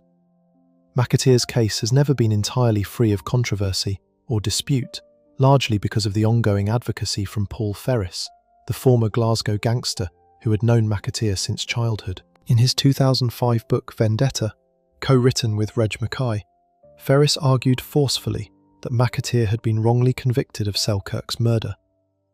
Ferris suggested that police, under pressure to solve a killing that had shocked Liverpool and Merseyside, effectively pinned the murder on McAteer as a way of providing the public and Selkirk's grieving community with a resolution, rather than because the evidence genuinely pointed to him as the killer.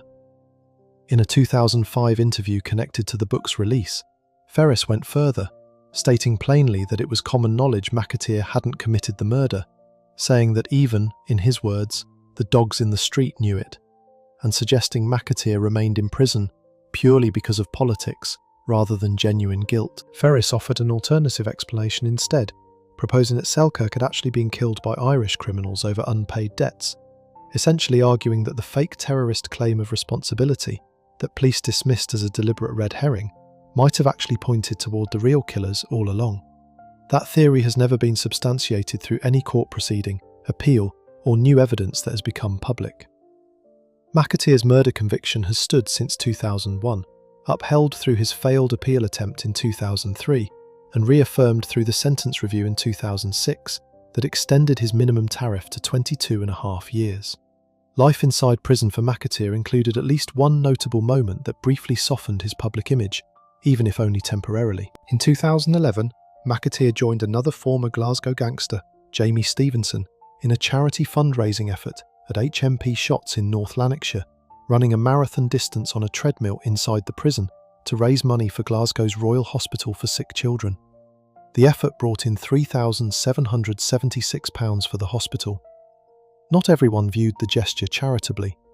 The sister of Jack Bennett, the man McAteer had been acquitted of murdering back in 1998, publicly branded the fundraising effort a con, making clear that she remained convinced of McAteer's culpability in her brother's death, regardless of what a jury had decided years earlier, and regardless of any charitable act he performed while serving time for an entirely different murder. McAteer's criminal reputation extended well beyond the Selkirk case itself. Within Merseyside specifically, he became known by the nickname Mad Jock, a name that reflected both his Scottish origins and the fear he generated among people who crossed his path in Liverpool's underworld. He was also reportedly known by an alternate nickname, Little Hands.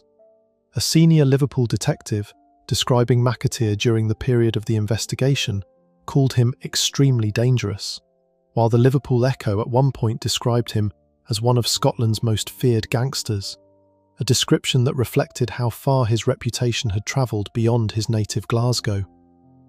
McAteer maintained a genuinely nomadic lifestyle throughout his criminal career, with home bases at various points in Maryhill, Drumchapel, and even as far away as Leicester in the English Midlands, making him a difficult figure for any single police force to track consistently before his eventual arrest connected to the Selkirk murder. Perhaps the most surprising detail connected to McAteer's broader criminal profile is his reported status as a suspect in an entirely separate and far more high-profile case: the 1999 murder of television presenter Jill Dando, a killing that generated enormous media attention across the entire country and remains one of the most discussed unsolved murder investigations in modern British history. McAteer's connection to that case has never resulted in any charge, and it remains one of many leads that investigators reportedly examined during that sprawling, difficult investigation, rather than evidence of any confirmed involvement. The murder of Warren Selkirk stands out from other Liverpool-connected gangland killings covered so far, specifically because it did result in a conviction, unlike the still unsolved deaths of David Unge in 1995 and Colin Smith in 2007, where those cases remain open decades later, protected by silence within Liverpool's underworld and a total absence of witnesses willing to come forward. McAteer's guilt was established through relatively straightforward mobile phone tracking, connected to a killing carried out over a relatively small, sordid dispute involving unpaid gambling debts and a drug courier who had become, in his supplier's eyes, too much of a risk to keep alive. The bag of dog excrement placed in Selkirk's dead hand remains one of the most specific and deliberately humiliating details in the entire history of Liverpool and Merseyside gangland violence, a small, almost pathetic final gesture attached to an execution carried out in front of a marina, close enough that Selkirk's own children were waiting in a car only a short distance away. Before we move on, if you're enjoying this analysis, please consider subscribing. It helps the channel tremendously. Not every criminal covered in this look at Liverpool's underworld built an empire around drugs or settled disputes with a gun. One pair of brothers took an entirely different route into organised crime, using military training and a private arsenal that included samurai swords and machine pistols to run a smuggling operation that stretched all the way to Northern Ireland. Section 8. Peter and Stephen Clark, the army-trained brothers behind an arsenal of war. Peter and Stephen Clark grew up in Walton, one of Liverpool's older working-class districts, before their family later moved to Netherley on the southeastern edge of the city. At some point during their time there, the family became caught up in a serious dispute with another local family, the kind of feud that, in parts of Liverpool at the time, could shape the direction of a young person's entire life. Stephen was the elder of the two brothers, and he grew into a large, physically imposing man, weighing around 18 stone at the height of his criminal career. Within Merseyside's underworld, he became known as the family's hard man, a reputation that earned him genuine respect across the city's wider criminal fraternity, the kind of standing that isn't handed out lightly among people who spend their lives around real violence. Peter, the younger brother, took a very different path into adulthood, at least at first. Rather than drifting into crime early the way many young men in similar circumstances did, Peter joined the British Army, eventually training as a weapons instructor with the King's Regiment. It was a legitimate, respected role, one that gave him formal, professional expertise in firearms handling and instruction, skills that would later prove directly relevant to the criminal enterprise he built with his brother. That military career came to an abrupt end, however, when Peter was convicted of shooting a Netherley man named Stephen Lawler dead. The conviction saw him thrown out of the army entirely, his professional career ended by a murder charge rather than any ordinary disciplinary matter. The case didn't end there, though. Peter was later given a retrial at Manchester Crown Court, and this time a jury cleared him of the murder entirely. He walked free, acquitted of killing Stephen Lawler, and used that release as an opportunity to start over, settling near Southport, a coastal town north of Liverpool, to build a new life away from the city where the case against him had unfolded. That new start didn't stay clean for long. By 2011, police in the area had begun to suspect that the former soldier, now living quietly near Southport, was, in fact, dealing drugs. That suspicion turned into a serious, sustained investigation, one that would eventually expose an operation far larger and far better armed than anyone might have expected from a man who had, on paper, walked away from his criminal past after his acquittal. What police eventually uncovered was a genuinely significant organised crime operation run jointly by the two brothers, each handling a distinct part of the business. Peter organised the Class A drug conspiracy, focused specifically on cocaine, while Stephen managed an entirely separate operation built around a network of cannabis farms. Between them, the brothers built and ran a drugs export business that moved product from Merseyside across to Northern Ireland, using couriers who carried the drugs onto sea ferries inside hire cars, a method designed to look as unremarkable as possible to anyone checking the crossing.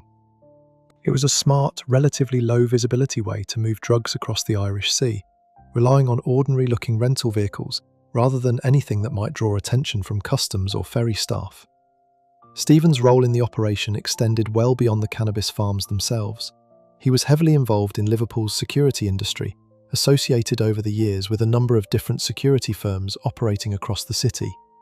One of those firms, Premier Security, ran the doors of numerous Liverpool nightclubs and bars, giving Stephen a legitimate-looking business front that operated alongside his criminal activities and giving him direct access to the city's nightlife economy, an environment where drugs were already being sold and where a security firm boss would have unusual insight into which venues were profitable and which door staff might be useful to his wider operation. The weapons the brothers kept access to reflected both the scale of their operation and Peter's specific military background. When police eventually raided a lock-up garage in Ainsdale, an area of Southport, they found an arsenal that went well beyond what most drug trafficking operations would ever need for basic protection. The haul included an Ingram machine pistol, a genuinely military-grade automatic weapon, alongside Glock handguns, a Luger handgun, 2 revolvers, a sawn-off pump-action shotgun, ammunition, and silencers. Beyond the firearms, officers also discovered 2 machetes, samurai swords, stun guns, and batons, along with body armour that would have offered the brothers and their associates real protection in the event of a violent confrontation with rivals or with police themselves. It was, by any reasonable measure, a private stockpile capable of arming a small, serious criminal enforcement squad, not simply a handful of weapons kept for personal safety. The investigation that eventually brought the Clark brothers down was run by Titan, the Northwest Regional Organised Crime Unit, and it involved a long, carefully built surveillance operation rather than any single dramatic raid or arrest. Investigators tracked the Clarks and their wider circle of associates across the northwest of England over an extended period, building a detailed picture of how the operation actually worked. The single biggest breakthrough in that investigation came when officers managed to plant a hidden listening probe inside Stephen Clark's Jaguar, a device that captured conversations Stephen almost certainly believed were entirely private. Those recordings would go on to provide some of the most damning evidence used against the family, both in the original criminal trial and in the financial proceedings that followed years later. In November 2013, Peter and Stephen Clark were convicted and sentenced at Preston Crown Court. Combined, the two brothers received sentences totaling 26.5 years. Stephen admitted to managing the network of cannabis farms, while Peter admitted to organising the cocaine conspiracy, along with separate firearms offences connected to the arsenal discovered at the Ainsdale lockup.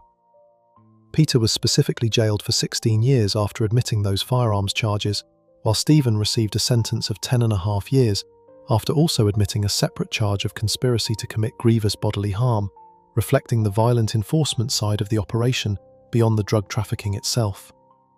A member of the wider gang, a Southport man and former cage fighter named Paul Lawler, was also convicted for his part in the drug conspiracy and received a 10-year sentence of his own. The brothers hadn't operated alone in keeping the profits of their crimes hidden either. Their respective wives, Rachel Clark, married to Stephen, and Maria Clark, married to Peter, were both found by the court to have lived lavish lifestyles funded directly by their husbands' criminal earnings. Rachel admitted to obtaining a money transfer by deception and to a course of conduct involving concealing, disguising, converting, or transferring criminal property, essentially the legal language for laundering money on her husband's behalf. Maria admitted to a similar charge of concealing, disguising, converting, or transferring criminal property connected to Peter's earnings. Despite those admissions, Both women were spared prison sentences at the original 2013 hearing, a decision that would later come back into focus once prosecutors turned their attention toward recovering the family's full criminal fortune. The brothers' connections extended into a wider laundering network that reached beyond Merseyside entirely. Stephen and Peter were both heavily involved with a Derby-based money launderer named Sukhdev Singh. When police eventually raided Singh's home, they discovered a ledger book that suggested he had laundered almost £2 million, specifically to pay the Clark's drug suppliers, who were based in Holland and Spain. That detail placed the Clark brothers' operation within a genuinely international drug supply chain, one that stretched from continental European suppliers through a Derby-based laundering operation and out through Merseyside into Northern Ireland. A surprisingly wide geographic footprint for what had started as a family dispute in Netherley decades earlier. The financial side of the case continued for years after the original convictions, running through a long and complicated proceeds of crime hearing at Preston Crown Court. Prosecutor Nick Johnson KC laid out for the court an extensive picture of what he described as the family's hidden assets, spread across a catalogue of different companies that Stephen Clark had apparently used to give his fortune what Johnson called an aura of legitimacy. Financial investigators specifically examined the accounts of Premier Security, Stephen's firm running the doors at Liverpool nightclubs, alongside other connected businesses, named Aztec Securities and Leisure Guard Services. According to Johnson, a series of payments moving through these companies, some totalling as much as £100,000, raised serious questions, since many of these businesses weren't properly filing accounts with Companies House. A red flag, investigators argued, pointed toward exactly the kind of concealment scheme they suspected.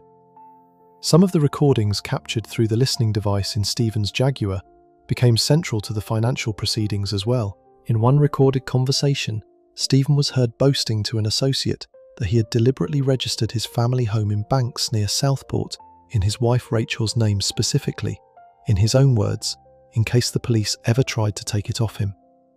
That single recorded comment, described by prosecutors during the hearing as illuminating, captured exactly the kind of deliberate, calculated concealment that the entire financial investigation was built around uncovering. The scale of what investigators eventually attributed to the two brothers was substantial.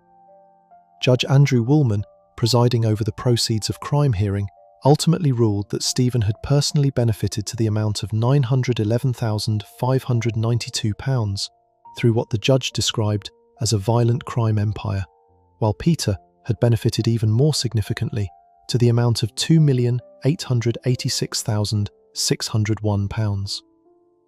Despite those enormous benefit figures, the judge found that the brothers' actual available assets were far smaller. Stephen's available assets came to just £548,163, while Peter's amounted to only £67,055, a small fraction of what the court determined he had actually gained through his criminal activity over the years. Judge Woolman described Stephen specifically as a dominant force within what he called the criminal subculture of Merseyside, and as a man not to be messed with, a characterization consistent with Stephen's long-standing reputation as the family's enforcer and hard man. The judge also focused specifically on Stephen's business dealings outside the drug trade itself, describing what he called clearly some very murky dealings between Stephen and a prominent Liverpool property developer who could not be legally named during the proceedings, along with a man named Anthony McGann. According to the judge's findings, Stephen had loaned £50,000 of what the courts described as dirty money to the unnamed property developer, and the judge concluded that Stephen had failed to convince him that the same developer, who had separately lent £100,000 toward a Southport children's play centre called Playtown that was formerly half-owned by Rachel Clark, wasn't himself involved in laundering money. The ruling also examined a separate £100,000 that Stephen had borrowed from his former business partner McGann, specifically to help purchase a property back in 2007, further deepening the picture of financial entanglement between Stephen's legitimate-looking businesses and the wider laundering operation connected to the family. By the end of the proceeds of crime proceedings, Peter and Stephen Clark were ordered to pay back £600,000 out of a combined criminal fortune the court valued at £3.8 million. Both men were warned they would face additional time in prison if they failed to hand over their share of that sum. Alongside the financial penalties, Judge Woolman imposed serious crime prevention orders on both brothers, a legal tool designed to place strict, lasting restrictions on their behaviour after their release from prison, lasting for 5 years once they were finally free. Those restrictions included bans on using more than one mobile phone at a time, on using pay-as-you-go devices, and on using public telephone kiosks, all measures specifically designed to make it far harder for either brother to quietly rebuild any kind of criminal communication network once they were back on the outside. The judge additionally ordered the forfeiture and destruction of the brothers' body armour, along with all the drugs and firearms connected to Peter specifically, permanently removing the private arsenal that had once been stored in that Ainsdale lockup. Rachel and Maria Clark, having avoided prison at the original 2013 trial, faced their own separate financial reckoning during these later hearings. The court heard that Rachel, who had admitted to mortgage fraud and money laundering, had enjoyed roughly £79,000 worth of holidays funded by her husband's criminal earnings, including trips to Dubai and the Dominican Republic, and drove a white BMW X5 during this period. Prosecutor David McLaughlin told the court plainly that Rachel had, in his words, had it all, and that she knew full well where the money funding that lifestyle had actually come from. The court determined her financial benefit from the criminal enterprise came to £144,038, and since her available assets exceeded that figure, she was ordered to pay the full amount, along with an additional £25,000 toward the cost of the prosecution itself, or face up to 2 years in prison if she failed to comply. Maria Clark was found to have benefited by a smaller amount, £55,713, though her available assets came to only £18,844. She was given 3 months to pay that sum, or face a 6-month prison sentence of her own. During a later stage of the financial proceedings, Stephen Clark was directly questioned in court about roughly £300,000 in cash that had reportedly been floating around at the time of his arrest in September 2012, including £140,000 that had been kept in a safety deposit box registered in his sister's name. Stephen told the court that this money represented untaxed savings built up over years spent running legitimate security businesses, along with income from what he described as unlicensed money lending on the side. Whether the court ultimately accepted that explanation in full, or continued to treat significant portions of that cash as proceeds of the drug trafficking operation, was central to the ongoing dispute over exactly how much of the family's wealth investigators would ultimately be able to recover. What makes the Clark brothers' story stand apart from most of the other Liverpool criminals covered here isn't the drug trafficking itself, since moving cocaine and running cannabis farms was, by the 2000s, an almost routine part of organised crime across Merseyside. What sets their case apart is the specific combination of Peter's formal military weapons training and the sheer scale of the private arsenal the brothers kept on hand, a stockpile that included a genuine military-grade machine pistol alongside samurai swords and stun guns, treated less like emergency protection and more like standing equipment for a small private security force built entirely around violence and intimidation. Add to that a financial trail stretching from a Southport safety deposit box to a Derby-based money launderer to Dutch and Spanish drug suppliers, and the case reveals just how far a family dispute in Netherley eventually grew, decades later, into a genuinely international criminal enterprise. Before we move on, if you're enjoying this analysis, please consider subscribing. It helps the channel tremendously. Not every Liverpool crime family built their empire around drugs moving out to Northern Ireland or hidden accounts spread across shell companies. One family made headlines instead for a plot that started with a very simple, very old idea. Send the drugs by mail, straight from Turkey, and let a mother in her 60s handle the money on the other end. Section 9. The Fitzgibbon Family, a drug empire run from an ordinary semi-detached house. To anyone driving past it, 32 Edale Road in Allerton looked like an entirely ordinary house. It was a double semi-detached property in a quiet, respectable suburb of Liverpool, the kind of street where neighbours might expect nothing more exciting than an argument over a parking space. Behind that unremarkable front door, though, was the headquarters of a drug trafficking business responsible for flooding Merseyside with heroin from Turkey, cocaine from South America, and ecstasy from Holland.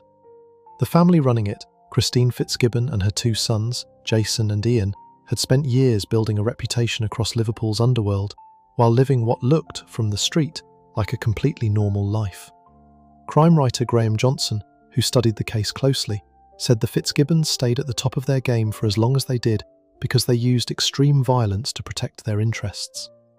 That reputation for violence gave the family real staying power within Liverpool's drug trade, a business where reputation and fear often matter as much as the product itself. According to Merseyside police, the Fitzgibbons held a very tight rein on parts of Liverpool for a considerable number of years, to the point where they genuinely believed themselves untouchable. Matt Burton, an officer with the Serious Organised Crime Agency's Northwest operation, later said the family had revelled in their own notoriety, driven, in his words, by financial greed, as well as greed connected to their status and reputation within Liverpool's criminal world. Jason and Ian split the operation between them along clear lines.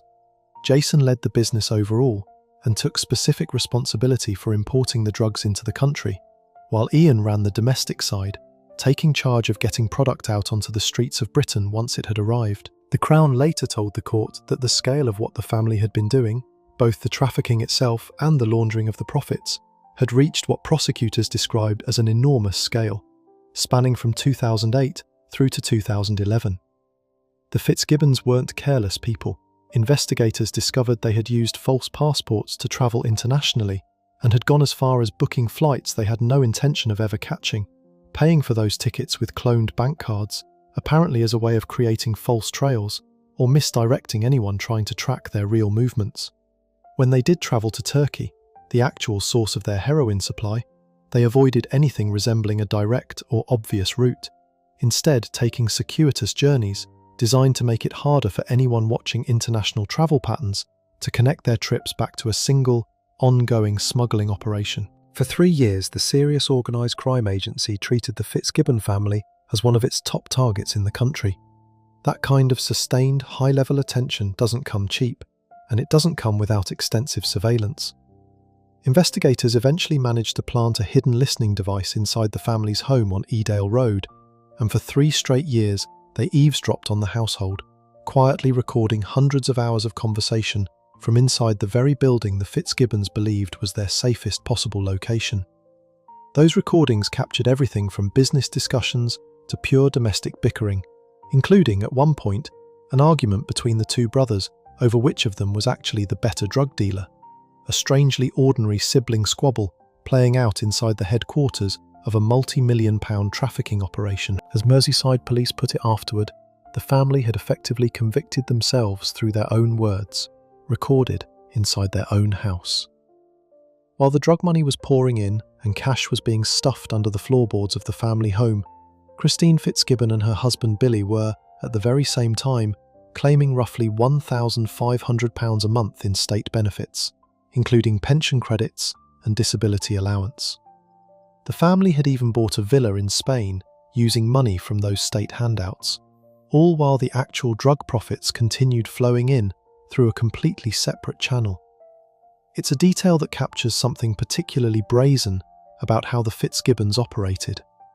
Claiming government support meant for people in genuine financial need, while simultaneously running an international narcotics operation worth millions of pounds out of the family home. The Department for Work and Pensions later submitted a case file connected to this benefit fraud to the Crown Prosecution Service, and financial investigators moved on afterward to try to track down the family's wider drug profits through various foreign bank accounts connected to the operation. The end came in Turkey rather than in Liverpool itself. On September 26, 2011, Turkish police carried out an operation that rounded up 5 suspected drug traffickers and, in the process, seized 126 pounds, roughly 57 kilograms, of high-purity heroin. The drugs were found wrapped in brown tape, packed into the boot of a car in Istanbul, ready to begin the journey toward the UK. The potential street value of that single seizure, once the heroin reached British streets and was cut and sold in smaller quantities, was estimated at as much as £7 million, though the figure most consistently used in court reporting on the case was closer to £6 million. Whichever figure is used, it represented a catastrophic loss for the Fitzgibbons and, more importantly for investigators, an opening straight back to Liverpool. After the Turkish arrests, the suspects were overheard arguing among themselves, and officers picked up specific comments during those exchanges that police believed connected the group directly back to Jason Fitzgibbon, who had reportedly flown out to Turkey several times as part of the operation. That single thread, an overheard argument between arrested traffickers thousands of miles from Liverpool, was enough to draw investigators' attention squarely onto the Fitzgibbon family and the house on Edale Road, where their entire operation was run from. When police finally raided that house, they found £137,000 in cash stuffed under the floorboards, a substantial and very physical reminder of exactly how much money had been moving through the property. Combined with the listening device recordings gathered over the preceding 3 years, investigators now had more than enough evidence to bring the entire family before a court. All 3 family members ultimately pleaded guilty rather than contest the charges at trial. Jason Fitzgibbon, 40 years old and living at Crofton Mansions on the Crofton estate in Liverpool, admitted to conspiracy to import heroin, along with a separate charge of money laundering. Ian Fitzgibbon, 39, living in Higham Gardens in St Helens, admitted to conspiracy to supply heroin and ecstasy, along with his own connected money laundering charge.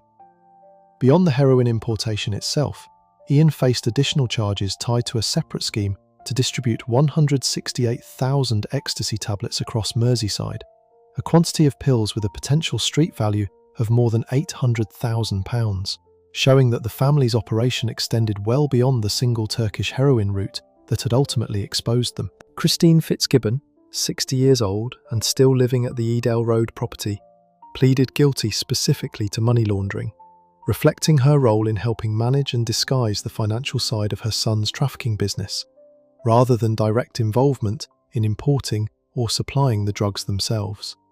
Sentencing took place in June 2013. Jason received a sentence of 16 years for his role organising the importation side of the business and for money laundering. Ian was sentenced to 14 years and 6 months, covering his role supplying heroin and ecstasy across Merseyside, along with his own money laundering conviction. Christine received a 2-year sentence specifically for laundering the proceeds of her son's drug trafficking. Combined, the total sentence handed down to the 3 family members came to 32 years and 6 months, one of the more significant single-family sentencing outcomes to come out of Merseyside's organised crime courts in recent memory. An associate of the family, a man named Daniel Smith, 26 years old and living on Warren Road in Liverpool, was also jailed as part of the same case, receiving a 10-year sentence connected to his own role within the wider conspiracy. His involvement demonstrated that the Fitzgibbons' operation, while centred entirely on the family itself, had also drawn in outside associates to help handle parts of the business, whether through distribution, transport, or other logistical roles connected to moving heroin and ecstasy across the region. What makes the Fitzgibbon case distinct from many of the other Liverpool trafficking operations covered in this look at the city's underworld isn't the drugs themselves, or even the money involved, but the sheer domestic ordinariness of where it all took place. This wasn't an operation run out of a Spanish villa or a secretive compound on the Costa del Sol, the way Colin Smith and later the Coggins brothers had structured their own empires. It was run entirely out of a normal, semi-detached family home in a quiet Liverpool suburb. A house where a mother in her 60s was collecting disability benefits under one roof, while her 2 adult sons imported heroin from Turkey under the very same roof. The 3 years of secret recordings captured not just drug deals and logistics discussions, but ordinary family dynamics, arguments between brothers, the everyday texture of a household that happened to also be functioning as the nerve centre of a multi-million-pound trafficking network. It was that combination, genuine domestic normality, sitting directly on top of calculated, extremely violent organised crime, that gave the case its lasting reputation in Liverpool, and that eventually gave investigators the 3 years of raw material they needed to bring the entire family down, using nothing more than the family's own recorded conversations. Before we move on, if you're enjoying this analysis, please consider subscribing. It helps the channel tremendously. Every family and every operation covered so far built their power through secrecy, violence, or clever financial concealment, whether that meant a hidden listening device catching a family's own words, an army-trained brother's private arsenal, or a fake weapons scheme designed to fool a government minister. The final case in this look at Liverpool's underworld belongs to a family who ran their drug empire out in the open, close enough to a primary school playground that children walked past their dealing points on the way to class. Section 10. The Whitney Gang, the family who dealt drugs next to a primary school. The Whitney Gang came from Anfield, one of Liverpool's most recognisable districts, known across the world mainly as the home of Liverpool Football Club's stadium. Away from the football though, Anfield in the 2000s was also home to a family criminal network that spent years sitting at the top of a massive drug operation stretching across much of the city. The Whitneys weren't a small local outfit selling to a handful of regular customers.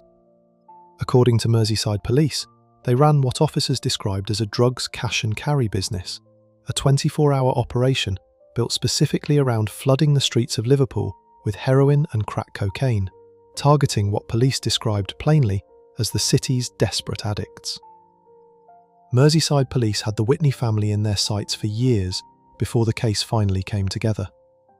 In 2008, the force launched a dedicated operation against them, codenamed Operation Molten, specifically designed to take the gang apart piece by piece. Rather than attempting one large raid aimed at everyone at once, investigators built the case from the bottom up, working through and stripping away each lower level of the organisation before eventually working their way up toward the people actually running things.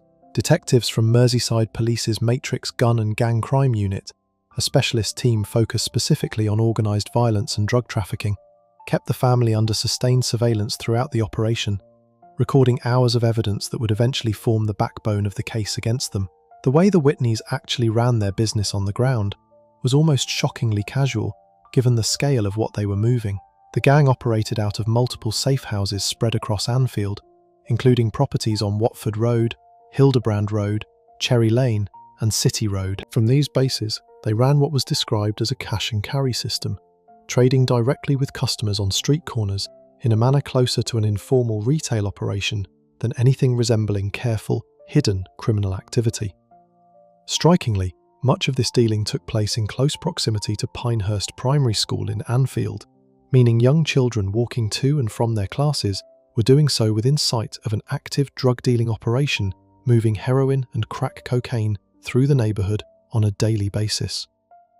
Paul Whitney sat at the centre of the operation as its ringleader. At the time of the original case, he was 32 years old and living in Fazakerley, an area on the northern edge of Liverpool. He ran his side of the business using no fewer than 17 different mobile phones, a level of precaution that reflected genuine awareness of police surveillance techniques, spreading his communications across so many separate devices that tracking any single number would only ever reveal a small fragment of his overall operation. Despite running an operation of this scale, Paul had no official job on record. According to reports from the time, he appeared to spend much of his day fishing, presenting an image of a man with plenty of free time and no obvious source of income, even as his drug business generated substantial profits behind the scenes. The family structure behind Paul extended across multiple generations and relationships.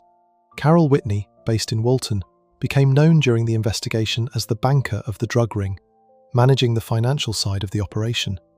Her daughter Lisa worked as a street dealer, putting the family's product directly into the hands of buyers. Leslie Whitney, who was Carol's estranged husband, was described during the case as the actual head of the family, and he lived in one of the gang's known safe houses on Watford Road in Anfield. Leslie's new partner at the time was a woman named Emma Mackenzie, and her own mother, Mary McCabe, was also connected to the operation. Lisa's boyfriend, Wayne Hinks, rounded out the immediate family network involved in running the business day to day. Beyond the family itself, the Whitneys relied on a circle of trusted associates to help keep the operation running. This group included Matthew Mayer, Michael O'Toole, Michael Waters, Gary Edwards, Neil Brady, and Thomas Dowd. One of these associates, Matthew Mayer, went to genuinely extreme lengths at one point to avoid being caught, throwing 2 kilograms of heroin out of his Mercedes window while police were actively chasing his vehicle, a desperate attempt to destroy evidence rather than be caught in possession of it. When Merseyside police finally moved to shut the operation down, the raid on Thomas Dowd's safe house on City Road proved to be a turning point. Anthony "Tony" Whitney fled Liverpool entirely after that particular raid, escaping to Spain before the rest of his family and associates could be rounded up by detectives closing in on the wider network. For a period, it looked as though Tony might avoid the fate that was closing in on the rest of his relatives back in Liverpool. That changed when, while still hiding out abroad, he became mixed up in an entirely separate smuggling plot.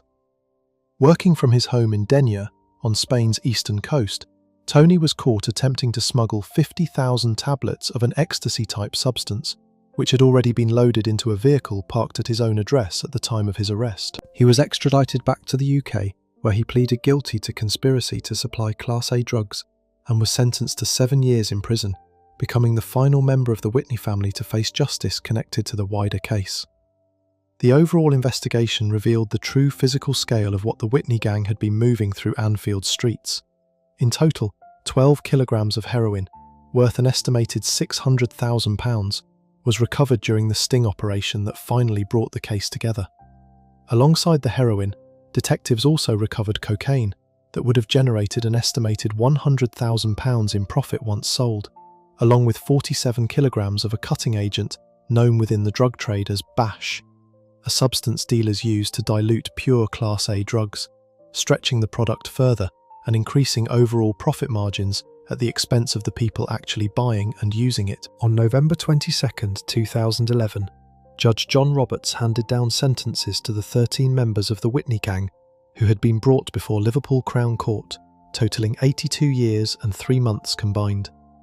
Paul Whitney, as the operation's ringleader, received the heaviest individual sentence, 9 years and 4 months. Matthew Mayer was sentenced to 8 years and 4 months. Carol Whitney, the gang's banker, received 8 years, and Michael O'Toole was also sentenced to 8 years. Leslie Whitney, described throughout the case as the actual head of the family, received 7.5 years. Michael Waters was sentenced to 5 years and 4 months. Neil Brady received 6 years and 9 months, and Wayne Hinks was given 6 years and 8 months. Paul Whitney's associate Gary Edwards received 4 years, matching a separate 4-year sentence given to Anthony Whitney's original conviction, before his later extradition case added a further 7 years on top. Thomas Dowd, whose safehouse raid had ultimately triggered Tony Whitney's flight to Spain, received 4 years and 4 months. One sentence stood out from the rest for a very specific reason. Emma Mackenzie, Leslie Whitney's partner, was sentenced to 834 days in prison, a term explicitly described in court as significantly shorter and more lenient than what she might otherwise have expected to receive for her role in the operation. The reduced sentence was directly connected to the fact that she had a 2-year-old daughter at the time, a factor the court took into account when deciding how to balance justice against the practical reality of a young child's need for a parent. Because Mackenzie had already spent roughly half of her sentence on remand awaiting trial, she was released from court immediately following her sentencing, rather than being sent back into custody. Speaking at the conclusion of the case, Detective Chief Superintendent Tony Doherty of Merseyside Police offered a blunt public assessment of exactly who the Whitneys were and why the case had mattered so much to his force. He said the family was so dangerous that guns and drugs were simply part of their daily business, describing the Whitneys as an unpleasant family who were significant within the Anfield area and whose reputation had been well known locally for years.